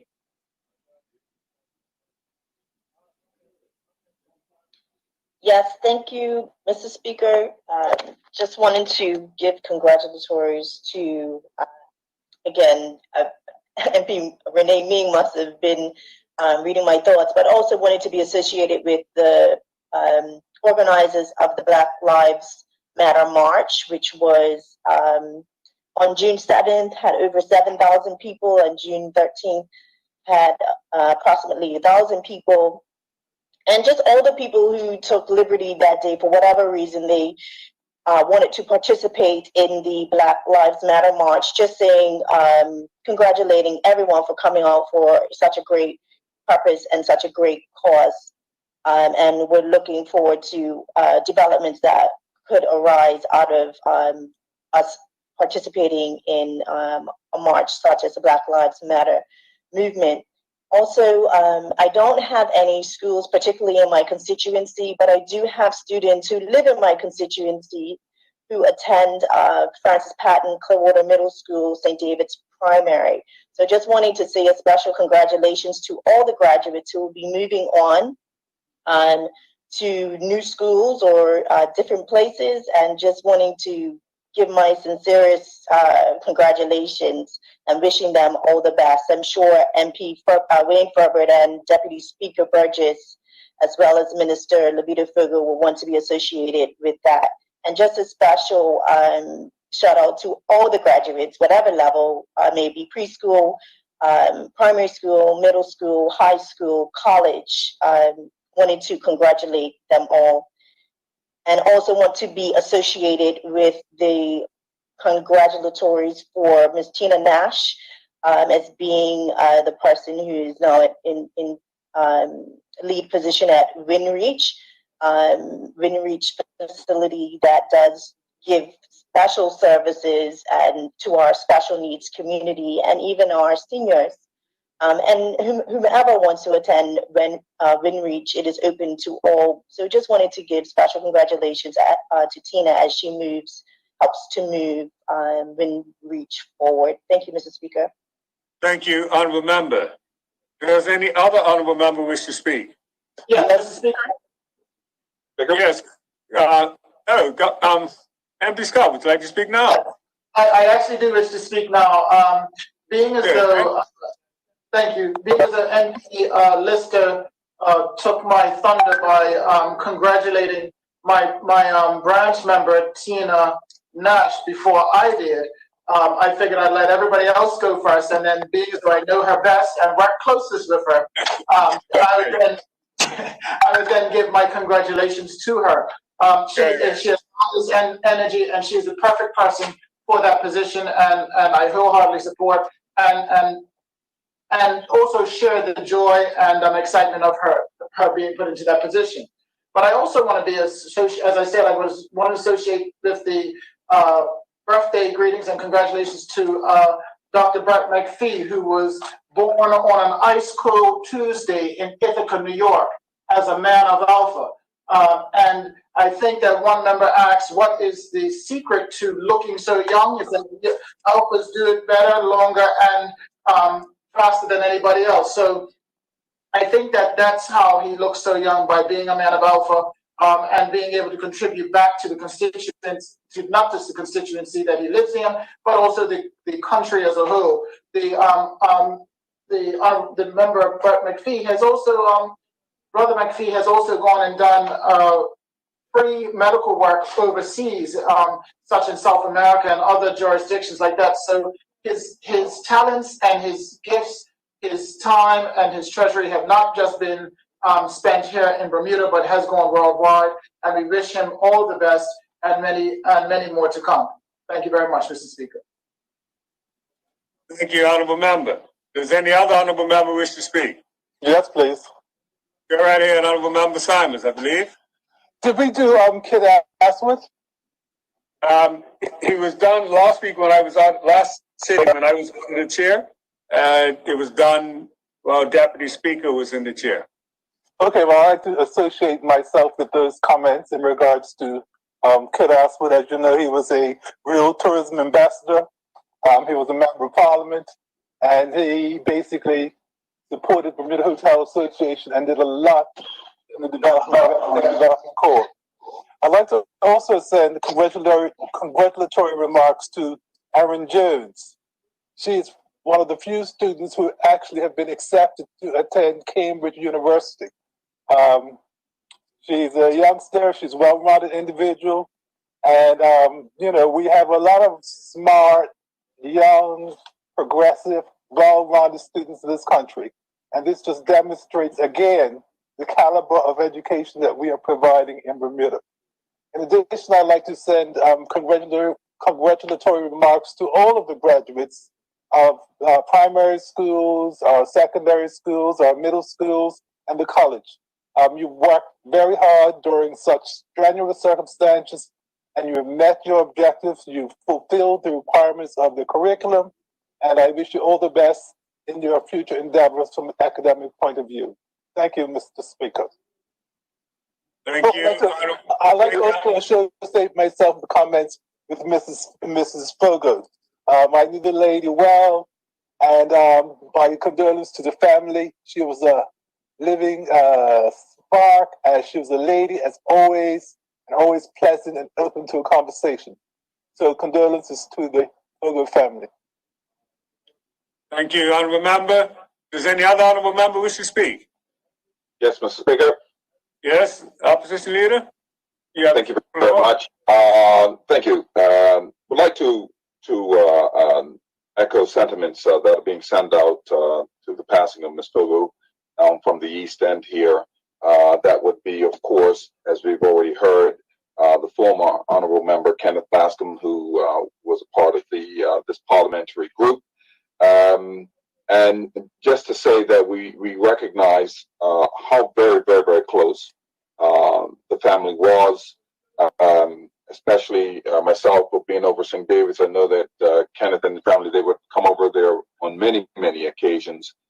So we just want to echo the sentiments of all the good work that she put in producing a young man like Kenneth Bascom, and also Candy Fogo, two wonderful people, and our condolences certainly go out to them. I'd also like to echo congrats to the teachers, knowing that today is the last day of school, for their efforts in keeping our kids educated remotely. I know this was not an easy task, and talking to many, many parents, knowing that it was difficult for them, I knew that also it was a bit of a challenge for our teachers having to adjust to a new format. So I want to, outside of the congrats going to the students, also thank the teachers for the work that they've put in. It's not over. They've obviously got to get prepared for a new session, but for the fine work that they have done. And finally, on a lighter note, I've never done this before, but I'd like to congratulate two of my grandkids, Marcus Spencer, who's going 10, and Miley Darrow, who goes 6. Happy birthday to them. Thank you, Mr. Speaker. There you go. Thank you, Honourable Member. Does any other Honourable Member wish to speak? Any other member? No other member. We'll move on. Matters of privilege, there are none. Personal explanations, there are none. Notice of motion for the adjournment of the House on matters of urgent public importance, there are none. Introduction of bills. There are government bills. There are 3 to be introduced this morning. And again, I want to ask just indicate that the order paper has 2, but there is a 3rd one in reference to from the new Minister of Labor. And that, as their statement had been omitted, so was the bill this morning. So it was just actually indulgence that gets introduced now at this time too. Would the Minister of Finance like to introduce his 2 bills at this point? Yes, Mr. Speaker, if it pleases you. Go right ahead. Mr. Speaker, I'm introducing the following bill for its first reading so that it may be placed on the order paper for the next day of meeting. The Company's Ratification of Deferred Return Fees and Taxes Amendment Act 2020. Yes. Speaker, I'm introducing the following bill for its first reading so that it may be placed on the order paper for the next day of meeting. Public Treasury Administration and Payments Amendment Act of 2020. Thank you, Mr. Speaker. Yes. Thank you, Minister. Minister of Labor. Mr. Speaker, I'm introducing the following bill for its first reading so that it may be placed on the order paper for the next day of meeting. The Employment Amendment Act 2020. Thank you. Unless the 3 government bills have been introduced and tabled for the next sitting, there are no opposition bills, there are no private members' bills, there are no notices of motions. That will now lead us to the orders of the day. And the first order today is the second reading of the Cost of Living Commission Amendment Act 2020 in the name of the Premier. Premier, would you like to start your matter? Good morning, Mr. Speaker. Mr. Speaker, I move that this Honorable House, I move that bill entitled the Cost of Living Commission Amendment Act 2020 be now read a second time. Any objections to that? No objections? Go on, Premier. Thank you very much, Mr. Speaker. Mr. Speaker, this bill seeks to amend the Cost of Living Commission Act 1974 to require business undertakings that sell essential commodities to use electronic means to furnish the Commission with information on the price of essential commodities they sell, and to enable the Commission to efficiently and accurately inform members of the public of current prices of essential commodities sold by various business undertakings. Mr. Speaker. Mr. Speaker, this bill also, to better position the responsibility for those matters within the framework of government, the bill proposes to make the Minister responsible for community affairs, responsible for the Cost of Living Commission. Presently, that responsibility rests with the Honorable Member, the Minister for Home Affairs, the Deputy Premier, and this realignment aids the Commission as there are natural synergies in the work that it does and the Department of Consumer Affairs. Mr. Speaker, I am pleased to have this House take this bill under consideration. Honorable members will be painfully aware that the cost of living in Bermuda is ranked among the highest in the world. Decreasing the cost of living continues to be a major area of focus for the government, and it was signaled as such in the 2018 throne speech and has formed key elements of our approach to the cost of healthcare, energy, cost of housing, and the cost of food.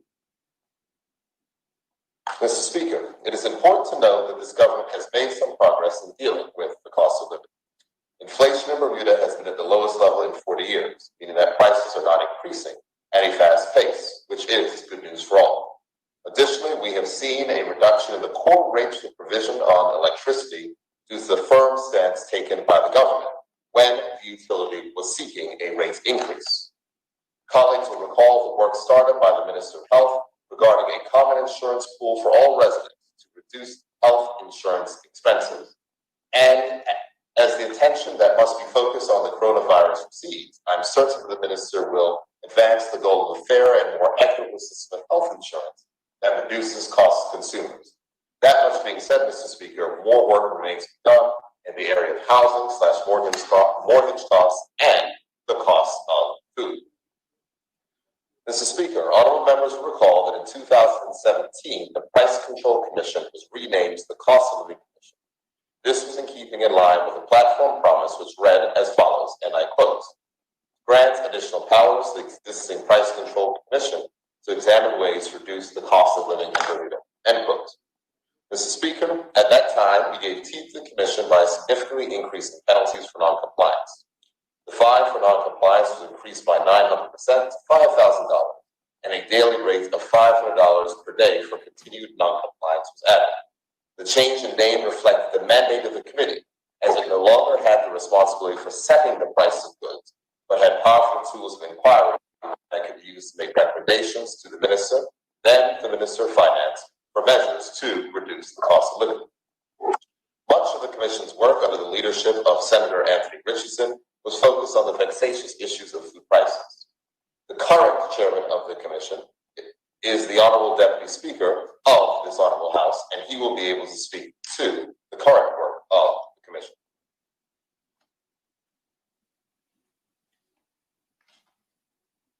Mr. Speaker, food prices in Bermuda have always been high, but there is also a great lack of consistency in prices, not only between store chains, but also within store chains.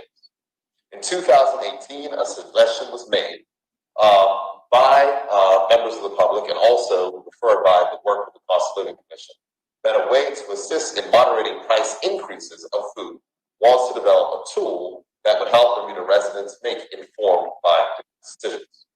Research was performed to develop a grocery price comparison tool, which will allow citizens to be easily informed, but also to compare the prices of groceries. The aim is to provide citizens with a method of price comparison among the main grocery retailers on the island. The initial focus for such a tool would be the 24 staple goods, which were identified by the Commission. Mr. Speaker, during the research phase, a key concern emerged: how information might be translated from a grocery retailer's database into an application and how it could then be passed on to desired channels of communication, preferably a basic technology application. The first step of providing such information was to access the grocer's pricing information. While separate memoranda of understanding were considered as a possible avenue, the path of looking to the Act was also reviewed to determine whether there was a requirement for retailers to provide pricing information on various goods to the Commission. Upon review of the existing Act, it was found that there was a lack of clarity as to how information may be provided under the existing sections 9 and 10 and how it may be used to benefit the public.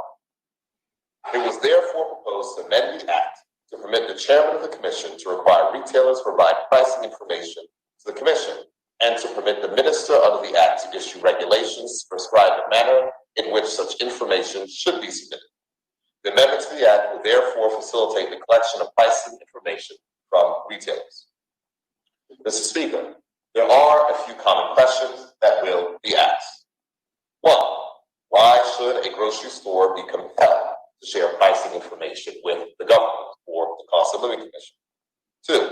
How will the stores transmit this information to the government or the Cost of Living Commission? 3. Who will pay for the work required to transmit this information electronically? And 4. How will consumers get this information? Mr. Speaker, regarding the first question, it is important to note that grocery prices are effectively public information, as anyone can go into a store and find the price of any good. The challenge is, Mr. Speaker, that not everyone can go into every store every day to compare the prices. The requirement to submit this information goes to the heart of the intent of this chain of law. The information, once collated, will lead to price stability and also price competition. Data that is collected can also be analyzed to ensure that there is no collusion that may be taking place. Mr. Speaker, regarding the second question, how will the stores transmit this information to the government? The 3 major grocery store chains in Bermuda use the same inventory management and pricing software. Given they all share the same software system, this makes the information transfer easier. The software in question has built-in application processing interfaces, or APIs, that will allow the sharing of only the specific data that the Cost of Living Commission wishes to collect. Once this code is written, it can be used at all 3 major groceries and can be set to transmit data at set intervals, which is envisioned to be daily. Mr. Speaker, regarding the third question, who will pay for the work required to transmit this information electronically? It is not envisioned that the software changes required will be in excess of $50,000. Mr. Speaker, it is the view of the government that this is a small price for the government to pay to put a competitive check on the increase of food prices in Bermuda's economy and to ensure that information is made available to the public, as it is a one-time fee, Mr. Speaker.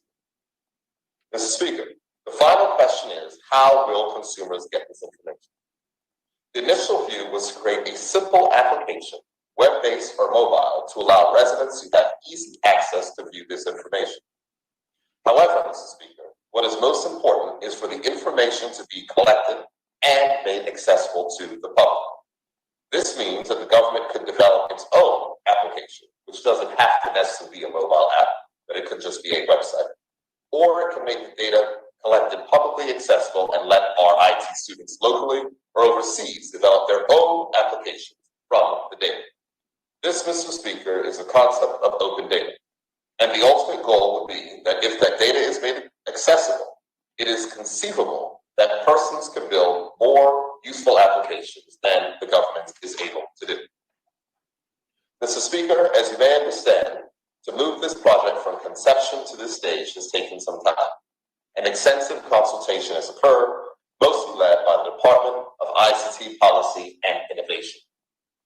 They have researched, benchmarked, and provided recommendations, including requirements, documentation for the data interfaces. Consultation has taken place with the Attorney General's chambers, the chair of the Commission, the the Policy and Strategy section, discussion with grocers, the Department of Statistics, and other ministries and departments that dealt with the pricing of goods and consumer matters. I would also like to give a special thank you to the former Cabinet Office intern, Mr. Kari Place, who did a substantial amount of work on this project. Mr. Speaker, as I commend this bill to the House for consideration of honorable members, I am pleased that this will advance the cause of greater access to information for consumers, allowing them to make informed choices and enable the development of a price comparison tools that will mitigate the upward pressure on food price increases in Bermuda. Thank you, Mr. Speaker. Thank you, Mr. Premier.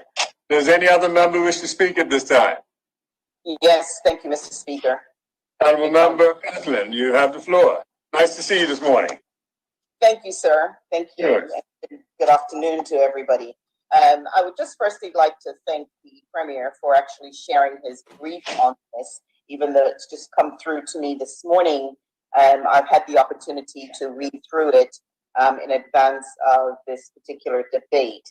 So it's always important to understand the purpose behind these kinds of changes. And very clearly, we are looking to try to ensure that people have access to information that can form the decisions that they can make in order to be able to have the best decisions and the best expenditure of their budgets, that they can know that by being able to compare effectively, they have that ability.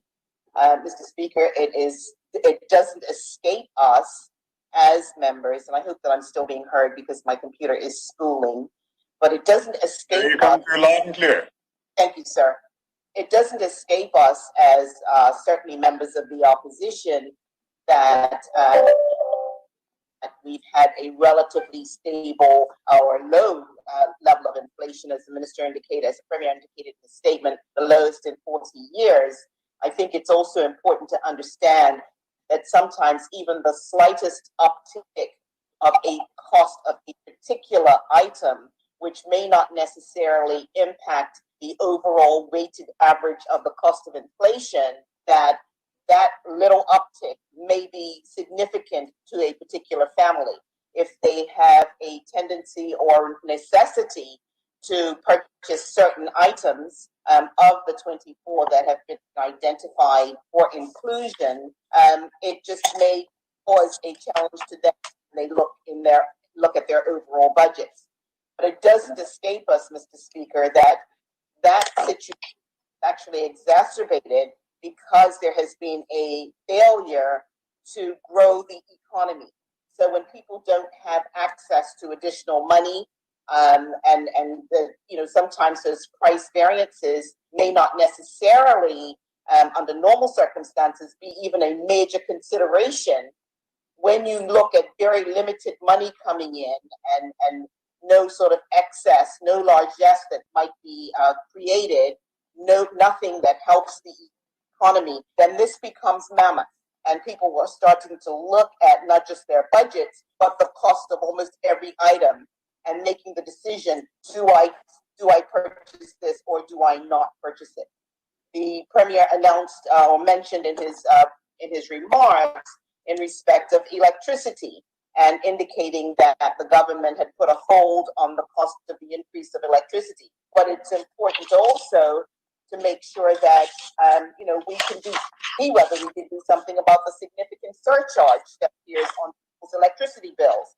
Because the one thing that we don't have in this instance, Mr. Speaker, is the ability to make a different choice. I know some people have the opportunity to use solar panels and therefore ameliorate the increasing costs of their electricity. However, we don't have, the average person may not necessarily have that ability to just go out and get solar panels to help to alleviate those additional charges. Grocery prices, Mr. Speaker, is one that, it's an area that we all are required to participate in. Everybody's got to eat. Everybody has to go to the grocery store. And I do know that in some instances, there appear to be great disparities. And I think that the collection of the information as the Premier has indicated in this presentation, allows the information collection to create a certain stability in that pricing, and certainly the accessibility of the output of that collection of information will give people the ability to make the determination as to where they choose to go for certain particular items. But it's also important to mention, Mr. Speaker, that we have some, we've got three sort of major grocers, but we do have some who, by virtue of scale, will be able to achieve economies of scale, whereby they may be able to offer products or items that are necessarily, that are of necessity less than what one of their competitors might be able to offer. I think that, you know, from an economic perspective, we recognize that changes to grocery prices sometimes can be frequent and it can be fluid. So I think what's important is that we also have to weigh the input of the differential between whether one place has an item that is maybe 10 cents more than someplace else, and therefore that's the desired place to go and get it. We also have to consider what happens in terms of our time and, you know, the costs of actually acquiring those particular items that one might want to have. So, you know, we obviously support the idea. I don't believe that the question of having information that is of proprietary interest being shared publicly, because as the Premier has indicated, this is information that can be obtained irrespective. You can go from one place to the other. But we also have to consider, when we plan our day in terms of how we are going to go to the stores and what we're going to purchase, we will have access to those prices at the outset. But we also have to weigh, is it worth the differential, or is the differential in price worth the time, effort, energy, and aggravation that we may have to experience when we go from one place to the other in order to save 10 cents. And I'm not undermining that. I'm not discounting the the savings by any means, because I think to some people saving that 10 cents is perhaps even worth the walk from point A to point B in order to be able to save, and it's worth queuing up the second time, for the checkout counter and the like. But I believe that this is at least a start to giving people that ability to make those choices and to make those decisions before they leave home and as they are planning their day. So with those few comments, Mr. Speaker, and recognizing, as I said, the fluidity and frequency of changes in products, I think it's also very important that the information as we have it is actually that there is an ability to update it, because we're not going to have that level of real time. You can sometimes go into a store and somehow there's a special on, and that special may just appear on a certain day. And, that may have, it might be that you can go to the store on today and realize that as you get there, there's been a special that's been offered today, that when I left home this morning, there was a certain price that I knew to be as part of the output that I was able to see and compare, but that when I actually get to the store, there may have been something entirely different. So I just wanted to make sure that, we are showing our support for our public to make sure that they can have the ability to make the choice that best suit their budgets. But I also don't want to lose sight of the fact that in the absence of economic growth in our community, these situations have become mammoth to the average person. I think that also, Mr. Speaker, excuse me, as we look at the cost of living, there are things that we have no control over in terms of that we have to buy certain things. And there are things on which international costs create a problem for us. If you go to, especially during COVID, as we had particularly, we had some pretty drastic changes when you sort of went to the store one week, you were paying $3 for a dozen eggs, and then a week later, through COVID, the price had escalated to something that seemed to be prohibitive. And when one looked at it, you had the choice of saying, will I buy more eggs or will I not buy more eggs? So that becomes the choice. Do I need them or do I not need them? That becomes a choice.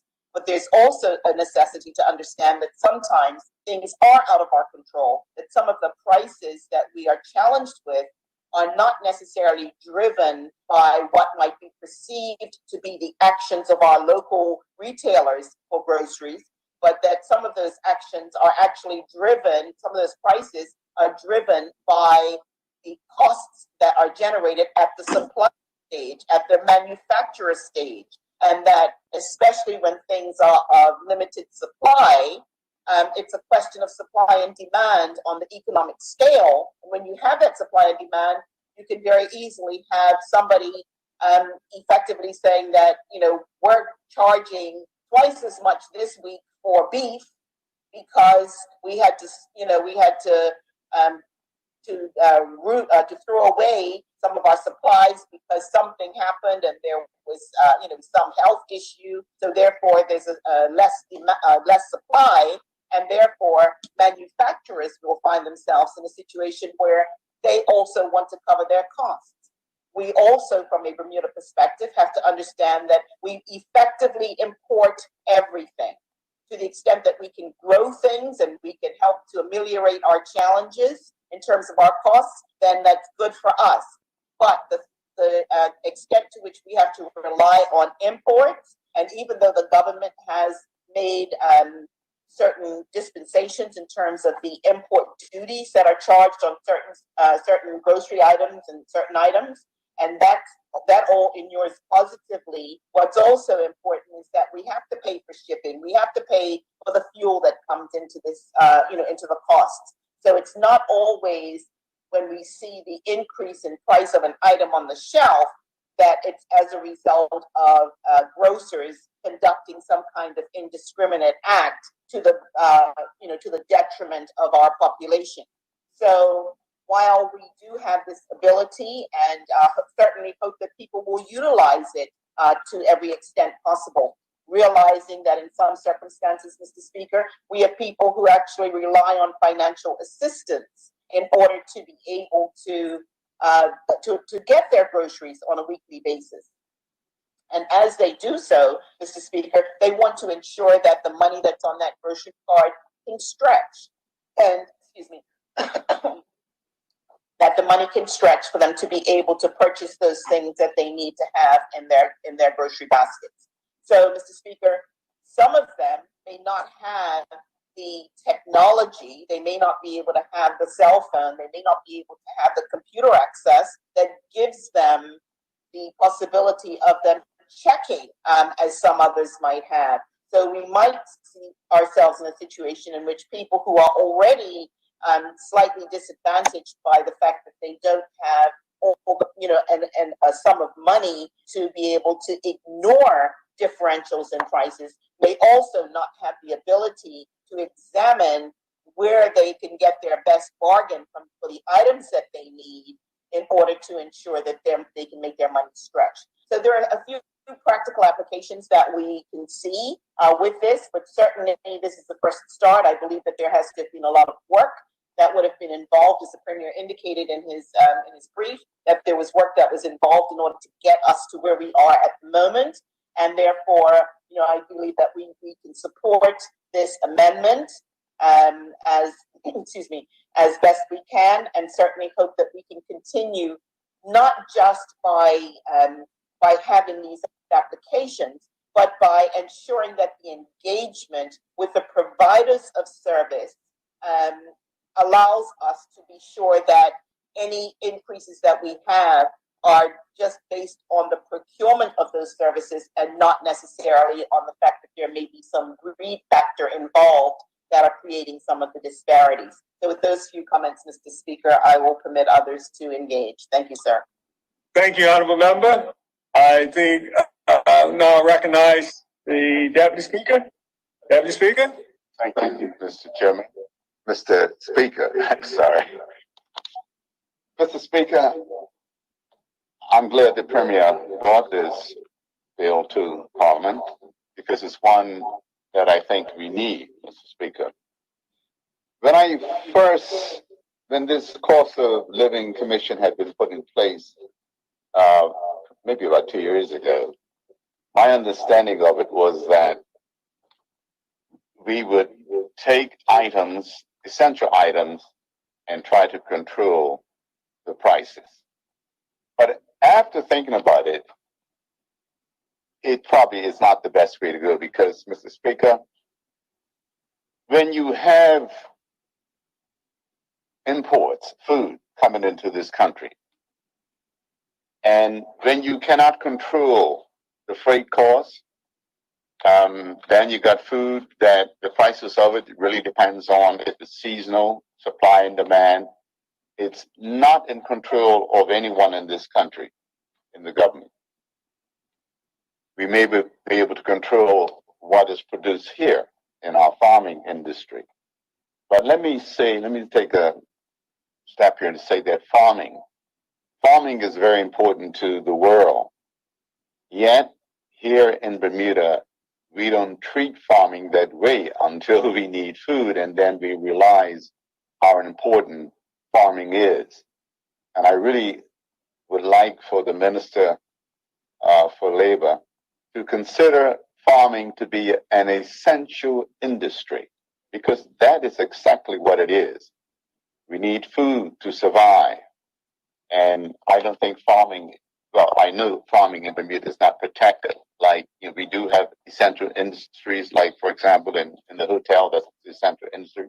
And we have essential services. But farming, like water, has to be, in my opinion, an essential industry, Mr. Speaker. Mr. Speaker, and I just want to be very brief on this here because I'm honored to be chosen to be the chairman of this committee, Mr. Speaker. And we will certainly need the cooperation and the willingness of the grocery shop, the supermarkets in Bermuda, to help us to try to keep the prices, particularly for the staple items, as low as they could. And some of these supermarkets have been doing that. They've got little specials here and there, and we appreciate what they've done.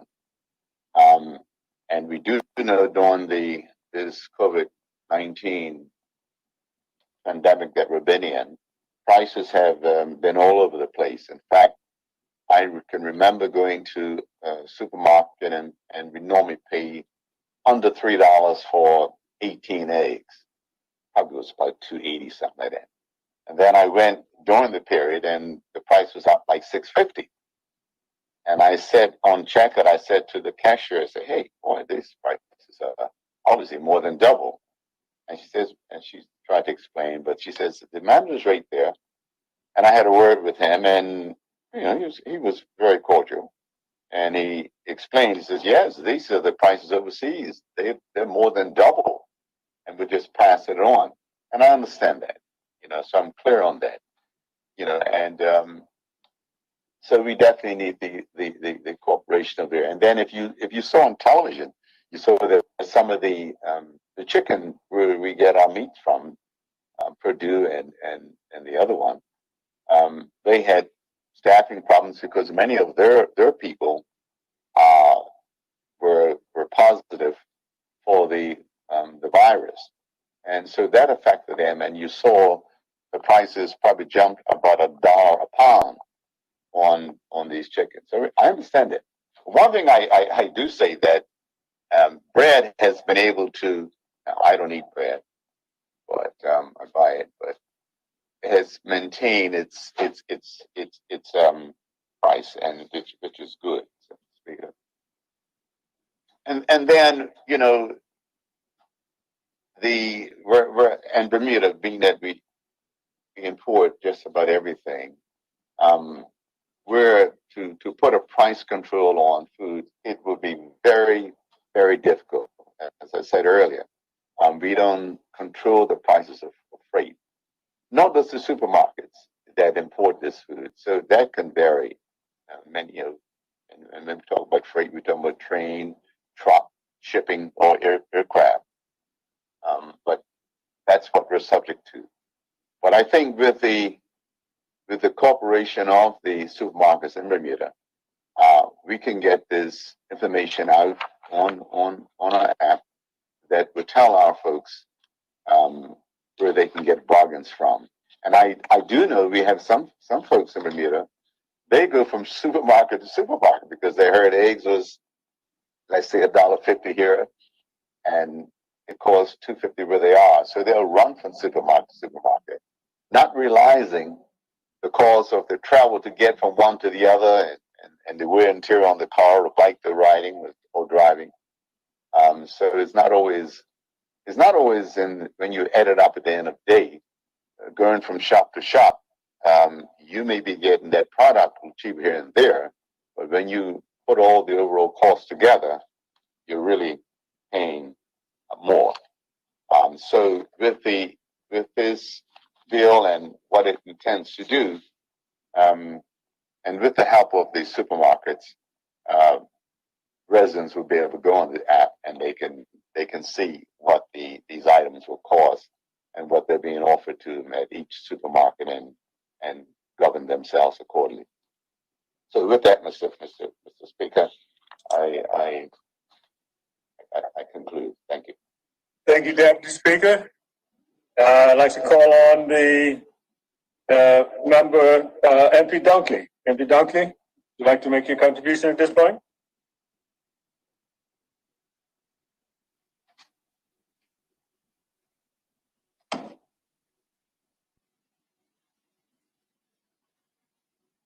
MP Dunkley?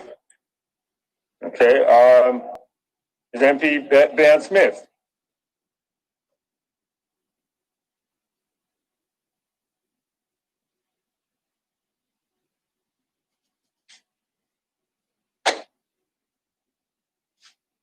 MP Commissioner, would you like to make your contribution?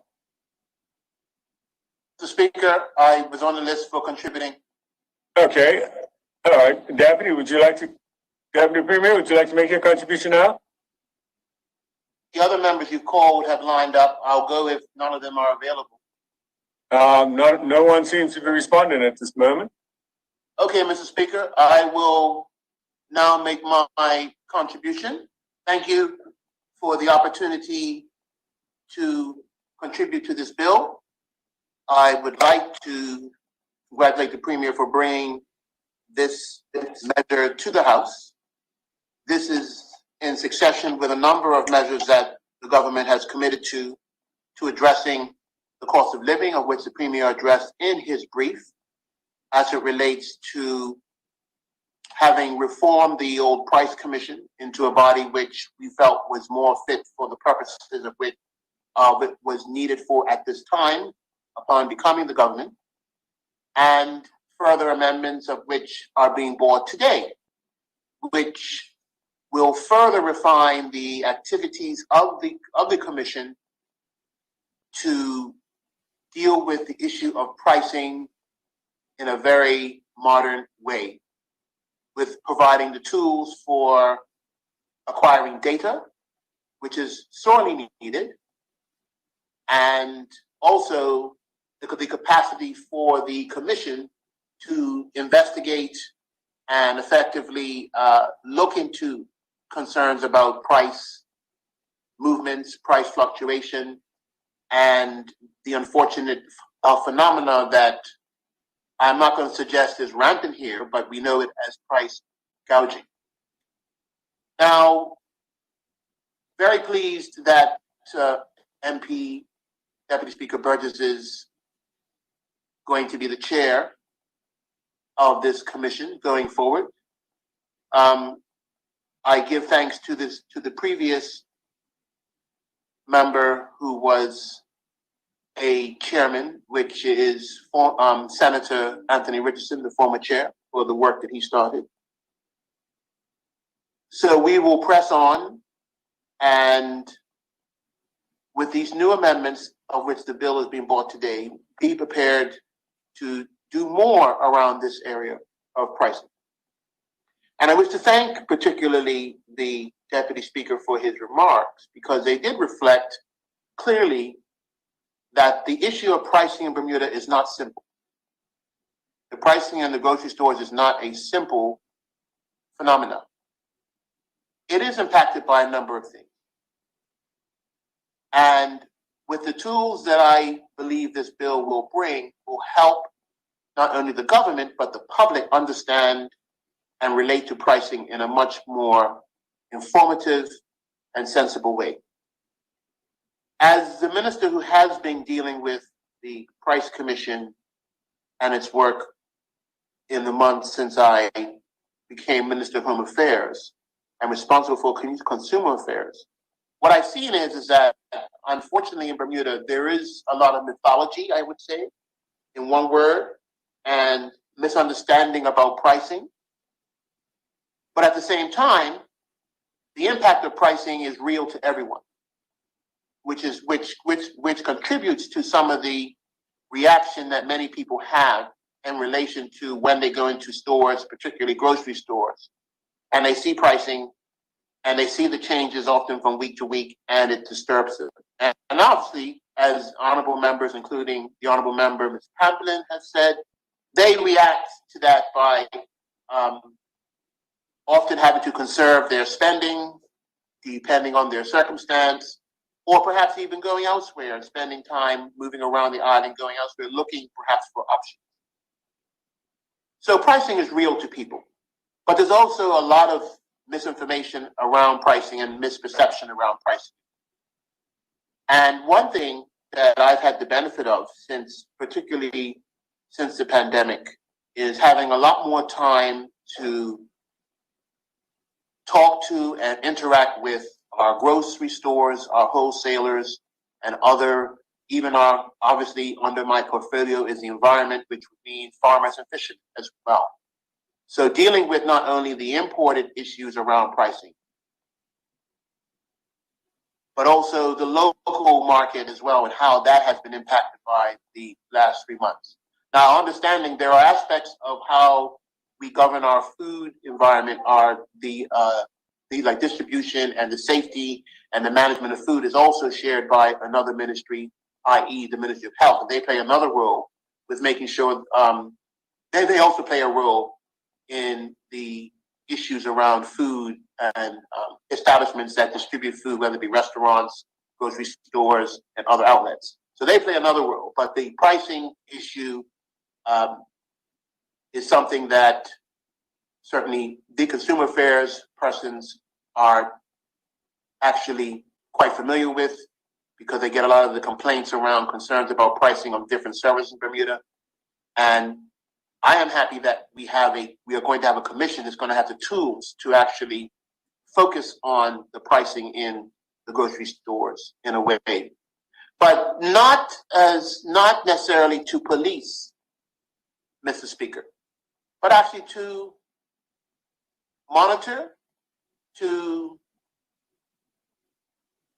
acquire information and to manage it in a way that informs the public of the reality around pricing, and if necessary, take steps that will help ultimately our public to be better served by the services that they go out and get from the grocery stores and other establishments that serve food, and obviously contributing to a much more healthy environment, a less costly environment, and ensure that people are just their like relationship around understanding pricing improves. And I do believe that that's a role that this commission can play. I have no doubt that MP Burgess, with his wisdom, experience, and his focus and tenacity around this issue, will be able to begin that process and make the difference that I know he desires to make with the team that he has in the commission, with other agencies of government. So I look forward to the work that they can do, but I'm even more excited about how the public will benefit from that work, because it is important in this time, as the price of food is nothing that is less exposed to any one sector of the community or the other. We all are paying these prices no matter where we go in Bermuda. You can't go off to a place like, we don't have places like, although we have our local comparisons, but the examples in North America and Europe of having different chains of stores that have dramatically different pricing, which actually service the needs of different sectors of the community. We don't have those dramatic differences in Bermuda, like an Aldi compared to a Waitrose, like in the UK and Europe, or similar sort of very upmarket grocers in North America compared to some of the ones like a Safeway or like a Kroger, or even some of the other discount food places, or the difference between Whole Foods and some of the other markets. We don't have that in Bermuda because of size and other issues. So we need to help each other in this space. I can say that, as Minister MP Burgess has said, in my discussions that I've had with the grocers, they've been very open and transparent with me around the issues that they faced through the pandemic. The examples raised by MP Burgess around pricing are real, around eggs and other things. And we've had to deal with those issues here. And I would certainly try and advise our public that don't be so moved by what you see on TV happening in North America around some of the meat producers and that. Yes, that does have an impact on us, but I can assure you that based on information that I've had, our grocers and wholesalers have done a pretty good job with making sure that some of the shocks in shortages did not impact Bermuda. They had very good plans working with the shippers to make sure that our supply lines were continuous. There were obviously few goods here and there which we found often sporadically short, but that was because the production of those goods like toilet paper and paper towel in other markets were pushed to capacity, and they had challenges with sourcing. But they were able to navigate around that and also try and keep prices for certain goods, particularly staple goods, reasonably stable within their control. But I know that they will continue to try and be open, and I've encouraged the grocers to actually be quite more transparent with what happens with them with pricing and with their issues around the goods that they get, so that the public understands more, so that certain accusations of price gouging may not happen if people know more about why things, the prices of certain items have moved the way they have.